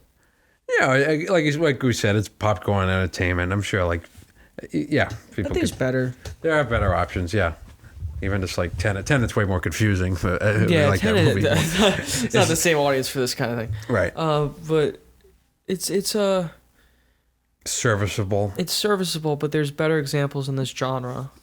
Mm-hmm. Guardians of the Galaxy or Captain Iron America. Man, 2. Captain America. Even like Civil War, they were like Yeah, all similar. the Captain America movies are pretty solid. Yeah. Yeah, I like them all. Mm-hmm. Yeah, it's been done before. Mm-hmm. Yeah, so I appreciate it. I take What do you want me to say? responsibility. Yeah, I just mean as a film. Yeah. Yeah. There wasn't even much of the score that was that memorable to me. I know you mentioned the 80s music, but there wasn't... Or lack of it. Yeah, lack of it. Yeah. But there wasn't any other tracks that I found memorable. Not particularly, I no. didn't really notice if the Wonder Woman theme was in it. If it was, It also doesn't, obviously we're watching on it's a, nice TV, but like in the theater, like, those musical moments would be like more pronounced. Yeah, exactly. Which is takes away a little bit of the magic Yeah. Just releasing it, and that's what I've been wondering. Like, even though it's the same thing, like you could just go see it. Yeah. Does that take away the magic of the movies? Like how illusionists and magicians aren't like as around as they used to be anymore. Because now you can just go on your phone and look up how it's done or record it on your phone. It's taken away the magic, right? Maybe. And now maybe it's something similar. We're Yeah. so connected with film opinions and how films are made, and word travels fast. It's just different. Yeah, definitely word of mouth is a bigger deal now. in terms Yeah, of, like, exactly. Word of mouth critical- is a big deal. You know, critical can't hide a appraisal. crap film. I feel like Cats was a huge like. I don't think I've quite seen anyone like anything like that. It was DOA, Yeah, like the reaction from people, where it was just a joke. which it is. It Yeah, became the joke of America. I don't even, like how it's. I don't know how the fuck people were supposed to take that movie seriously. Right. It's just ridiculous, It is ridiculous. I feel like that's what started it. catastrophic. It was like a waking up, like an enlightenment. Right, know? I saw it at the beginning of this year, and things went off the rails. Yeah, exactly. People blame that the Cats movie. Yeah, there's no pussyfooting around. That was Mhm. pretty bad. So Wonder Woman 84. It's better than Cats. It's better than Cats. I wouldn't put it on the best of the year list. No, even though we only saw like, I mean, we can mention like what we thought like best of the movies. I've only seen like a dozen. We could movies. do that in another video. Yeah, we can. That sounds fun. I'll probably watch a few more before then. Yeah, there's definitely a few more I gotta watch. Like I haven't seen Sound of Metal. I've seen a few I like. Yeah, Sound of Metal's good too. I didn't see Man. Never, whatever it's called, Never, Sometimes, Rarely, Always, whatever. There are a couple ones that people mention. Yeah, definitely. Which all look very interesting. Yeah. I want to talk about. We could talk about more Marvel movies. Hmm. Yeah, like DC movies, right? We could do the. Cause I haven't seen them. Maybe Talk that'd about be any interesting. films like yeah. Gotti, but the Marvel ones are very interesting because they're they got a big audience. They do, and Yeah. I don't disagree with Very interesting Scorsese's appraisal. I mean, I like them, but like they're not like my favorite. Like they're not like my favorite movies of each year or I didn't anything. even say anything bad. No. It wasn't like it was. His point Got a lot wasn't of that flack they're, for what he said. I think he compared them to theme park rides. which I get. It's a very different experience. They're much more broad, I think, than Yeah, the kind of films he makes. yeah. Not that like they can't have depth to them, but they're more like episodic. You like have to you kind of know. consider Which, how many people are watching them. yeah, Yeah, meant for wider. You're not making Wolf of Wall Right. Street. right. It's a Exactly. different kind of audience. Show like Goodfellas in like I don't know, any country in Asia or like Right. Yeah. Those Yeah. kind of movies are very specific. Yeah, exactly. So, conclusion: Gotti is bad. No conclusion. I mean, Closure. we liked some things about it. Yeah, not he's definitely not the worst of those DC movies. Mm-hmm. What else is there? I'm trying to think. I don't know. It's kind of funny. Yeah, that is a good point. I think I would have thought they would have done a little bit more with the flashback. I mean, they showed them at the beginning. I would have thought like they would have cut. I mean, obviously it's a busy movie anyway, but I would have thought they might have cut back to them at the end again at some point. I don't know if it was just a little intro. Yeah, I'm not sure what that was there for. It feels like they just added that in after, just like the JCPenney commercial at the end. Like Yeah, it was especially because you guys figure know. like they get all those extras. I'm sure it's a lot of it's CGI. it feels like the movie really starts like in the mall scene. Like that's when it really that felt starts. like I don't think you really needed the beginning. And that was like a prologue too, because that really didn't serve much purpose in the plot aside was from pretty- introducing Wonder Woman. Like Right. this is Wonder Woman. Because even something like Spider-Man 2, like, when he's like flying around, like the opening, he basically, he gets distracted, so he delivers the pizza late. Yeah, Like that at least had like some thematic significant, he's distracted, like he's not doing his job. he's doing Spider-Man stuff. That made more, this like the mall thing, I mean, all right, it's cool, she saves a little girl, it's cute, but like, it's nice There's enough. nothing. The guy holds the girl off a balcony. He's like, Yeah, I don't know. What did they even do? They like robbed a jewelry store. yeah, Yeah, that's about it. yeah, that was about it. And then Kristen Wiig saves her on the... No, Kristen Wiig saved on the street shortly after by her, right? Or was that before? That was after. Yeah. That was after. Because they had already met, and then it's like, whoa, Wonder Woman coming to save me. Yeah. And then it was like really quick. She got saved. Like, And that was it. Pushed her out of the way of a truck or something. No, the guy was coming after her. Yeah, there wasn't something toward the beginning. That That was just like a random jogger. I think that was a different... It was just like a random jogger. Yeah, that's right. Yeah. That was just like whatever. Yeah. It's just thrown in there. It was, yeah. I mean, that's again a superhero movie trope, just a random save. But yeah, Random save. It felt like a lot of that was like that. It's like, Yeah, it just felt disjointed. yeah, that's a good way to put it. I wish I had a wishing stone. It's no Catwoman. I still gotta see Catwoman. Catwoman. We should watch Catwoman. Oh my god. I would really like to watch Catwoman with you because it's very funny. Holly Berry. I've showed you the clip of Holly Berry at the that was the funny. Razzies, She was a good right? sport. Yeah. She like blamed. She was shitting on her agent or whatever, jokingly. But it's funny. Mm-hmm. Yeah, that's when the Razzies were cool.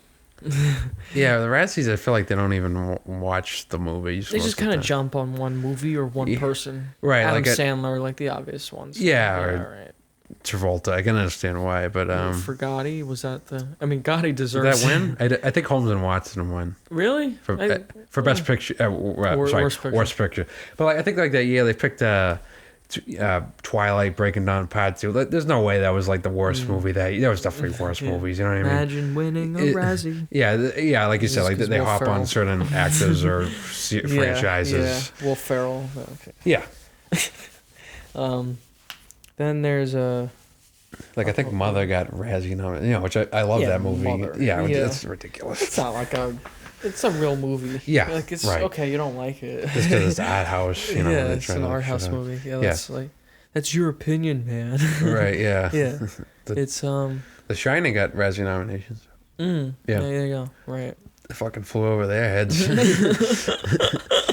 Worst director. Yeah, they should save that for like The Room and like movies that like unanimously. Yeah. The Room's Cats. pretty funny though. I don't think Cats is gonna have like a cult following. Like, It might. This movie's actually brilliant.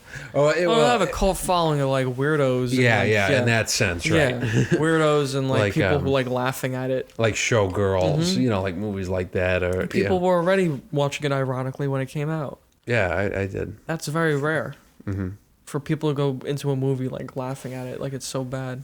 Right, yeah. Yeah. Some bad buzz. I don't think I've ever been to a screening like that, aside from one where I knew it was going to be like that. Birdemic 2, The Room, like those, people are going to laugh. Yeah, they've been around. It's not like they just came out. Yeah. Yeah.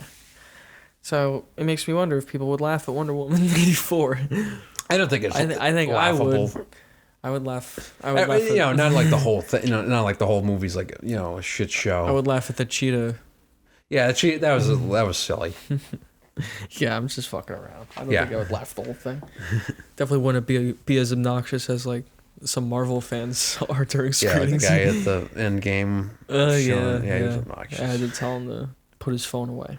Yeah, like, what the fuck, man? Yeah. I guess that's one good thing about not going to the theater. Yeah. Not the theater. Although then I just take my phone out. I try to, unless it's like an emergency or something. I don't look. I get into like arguments with people when they. I remember like Conjuring 2. The guy kept talking. I just told him to shut up. He's like, "Fuck you!" They're like, "Go fuck yourself." And like, would you not have ears? I'm like, shut up! I'm fucking watching the movie. Like you're distracted. I don't get like why like they feel like that's the hill they're gonna die. Like I'm in the wrong. You're talking. Yeah. You're gonna kick your ass out. Not in a fucking restaurant. Yeah. Talk about the movie after. Right. Exactly. Running commentary. It's different when you're home, obviously. Yeah. The Wonder Woman audience was good. I enjoyed them. Like Yeah, they when I liked saw the first one. Yeah, It's if like they're res- into it. A Yeah. respectable group of people. Yeah. They just laughed and like applauded. Mm-hmm. I don't even think they applauded. It's a fine movie. Yeah, I'm sure people cheered during the part. It's like she's on the battlefield. Yeah, right? the That's No like Man's Land scene where Yeah. she's like this. A lot of posing. Mm-hmm. She's a good like model. Yeah, she looks the part. Yeah, I think she definitely looks like Wonder Woman. Yeah, she looks the part, but it's Yeah. not the in terms of the acting. It's not, Yeah, and plus, I don't think there was much to her character in this one. I mean, there wasn't like a ton of like she needs to shine. layers. Like we said, like the emotional scene, like when he's leaving, that was mostly okay up until like the stupid like "see you later" thing. That was corny, but I think that scene was Yeah, her alright up reaction until was then. good. Yeah. It was just the scene itself was, Rushed. the way it was written. Yeah. Obviously, the whole with the body switching and the Yeah. Freaky Friday. Like, is that like the new thing this year? Is like that movie Freaky with Vince Vaughn, like the body switching. Yeah, there's a common. It was like big in the '80s. Maybe that's the idea, but again, like that's probably just like a complete coincidence. I don't think that's what they were going for. Yeah, exactly. Like vice versa. I never saw the whole thing. Okay. Well, we could start wrapping up. Yeah. Yeah. I don't know if I have any closing comments to say about this thing. I mean, I enjoyed it at some points. Yeah, don't regret seeing it or anything. I don't regret seeing it. I just think it's just another one of the superhero films that I'm probably going to forget about. Yeah, they kind of get lost in the shuffle. I think like something like Spider-Verse is like a great example. Like, that's like definitely a superhero movie that's going to stay with me for a bit. I don't think I'm going to watch this again anytime soon. Me neither. Yeah, it there's nothing about it that is enthralling me to revisit it. No. And really bad VFX, especially now. No excuse. Yeah, convoluted story. Pandering, And yeah, just like not particularly I don't know. Yeah, not a particularly like engaging action superhero movie. Yeah, right. It just didn't deliver on those beats I want. Yeah, you want like something great exciting. villain, great action. Maybe that's just me. Maybe people look for people I like agree. the clothing and they want to see montages of that. Yeah, I think you can do both. Yeah. But even the romance between Steve and Wonder Woman, I thought was better portrayed in the first one. It was. Just given more time. Yeah, the chemistry was a little better. I think they just directed them more. Yeah. Yeah, it was definitely better on the first. This felt pretty one note. And it's actually like I don't even know if the directors or the actors understood what was going on there. Like okay, so it's Steve, but it's not Steve. I'm actually looking at a different guy. Yeah, but it I was perceive bizarre. It probably distracted them, like the actors. Yeah, it takes you out of it. Right, like what the hell's going on? The first one is just like two people meeting. Yeah, right. There was no like. It's very clear. Yeah. Element of body snatching. Like, imagine Patty Jenkins trying to explain that to them, like, okay, you're looking at him, but then suddenly you see Steve. Right, like we mentioned before, okay. like initially it's like, oh, she's not recognized. It's been whatever decades. That would make sense at least. Like, oh, okay, she thought it was somebody else, but like I feel no. like that's it too. There's just nothing playable. Like, Yeah. she can't like deliver these moments because they're so confusing. Yeah. Like there's confusing beats for no reason, right, really. because the script just isn't that great. Yeah, Yeah. just trying to be unique. So it's Steve, but it's not really him. I'm talking to another guy. yeah, Yeah. Okay. not Steve. Mm-hmm. We should call him Joey. Like Blue's Clues, they replaced Yeah. Steve with Joey. I choose to run away from him, and then she goes flying in the sky. Yeah. Even that, it's like, Play did he that. fade away or just like that was a little, unclear too. Like he was like behind the pillar, right? Does he just like, and he was still talking. So was he like vanishing? Like I don't even. Love you. Yeah, I'll always love you. And then it was like, whoosh. You think it'd be like like the Sixth Sense. Spoiler alert. Like he gives his emotion. I love that's it's a great scene. And then he fades. That at least makes sense. All right, like he was he wasn't complete. Now We he referenced can a go. lot of better films today. Right, yeah. So check those out. And plus, Long lists. Yeah, long list of movies. Those movies have more conflict though. a clear conflict from the beginning. Yeah. Yeah. 10 minutes in, I'm trying to think what's established in Wonder Woman. That's like I feel like that's just when she is in the mall. Like I feel like they just get finished with the mall thing. Yeah. Yeah.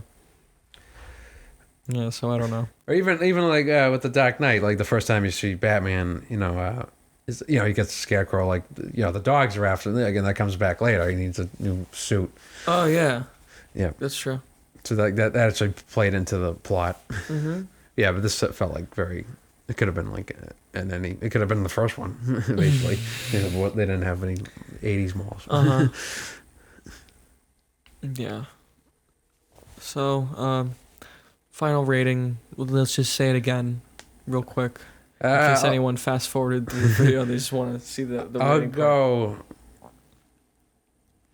I'm kind of like on the fence between 4 or 5. Out of 10. Yeah, I'm like Yeah. let's say 4.5.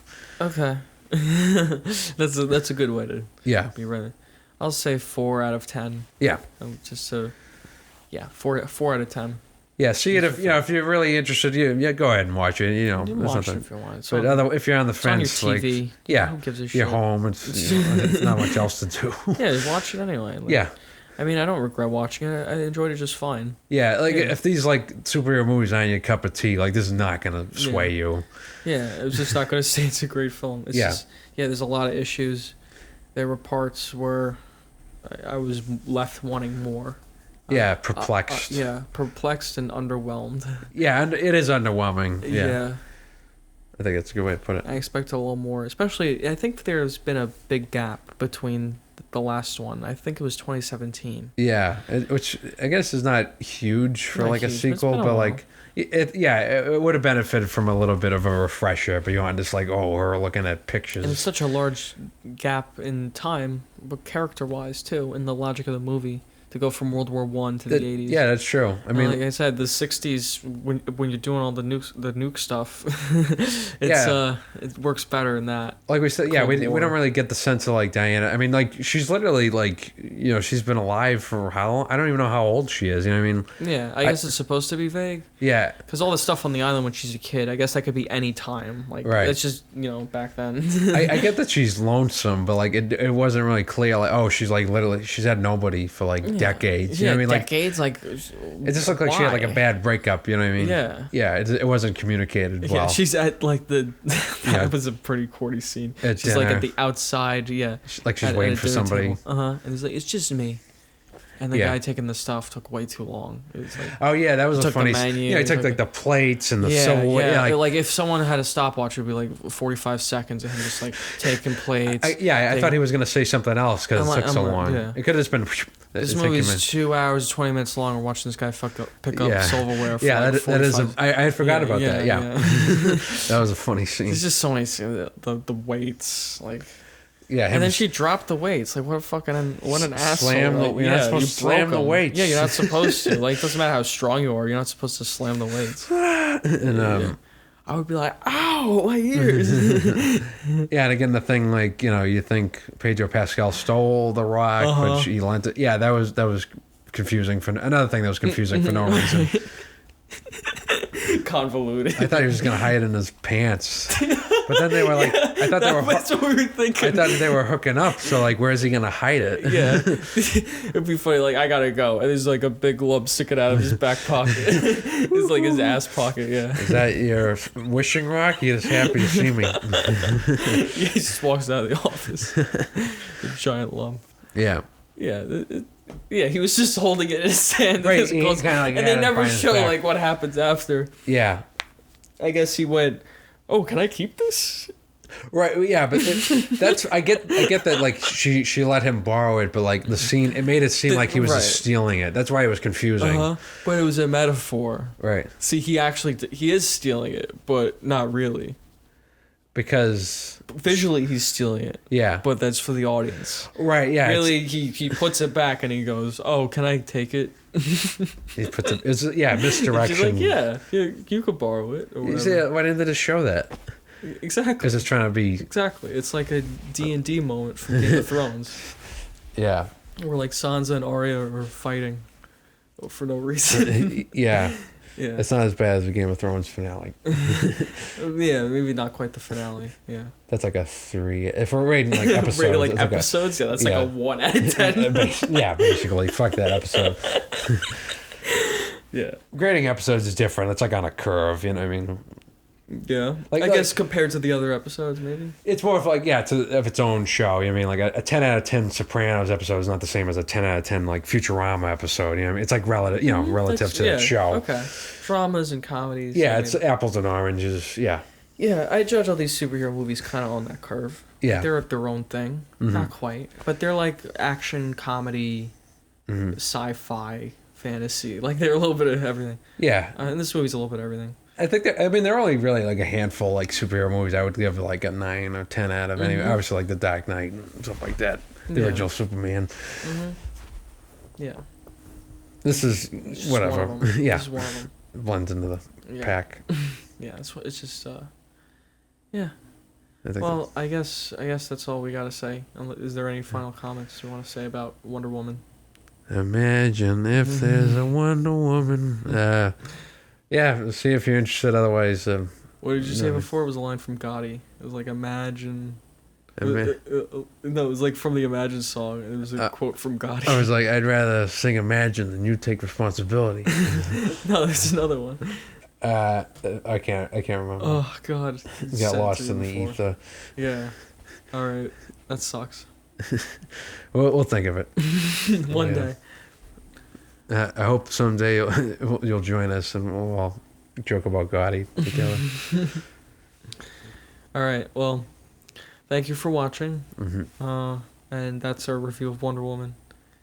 4 out of 10. 4 out of 10. Yeah, it was fun. Check it out on HBO Max or in theaters. Yeah, whatever you So- feel more safe doing. It's fine to just watch it all. Do whatever you want. Yeah. I don't give a shit. Just fucking leave me alone. And that's it. That's it. That's it. Enough. Vicky, enough. Vicky, enough. Enough. Let's get on. Like Travolta. Thanks for watching our review of Wonder Woman. Here are my list of patrons that support the show. I'm working on something more thoroughly edited and, it'll be long form. That'll come out either next month or the month after. I'm just working on it because I want it to be really good. I have a few projects in the works, but you should see all those come out in the next few months. Thanks also to Cam for joining us. He has a YouTube channel as well if you want to check that out. Glad I could do this with him and get my thoughts out on Wonder Woman basically as soon as possible. And I do like the long form, unedited approach to reviewing this kind of movie. It's good. And support us any way you can. Patreon, subscribing, liking the video, sharing it. Okay, thanks everyone.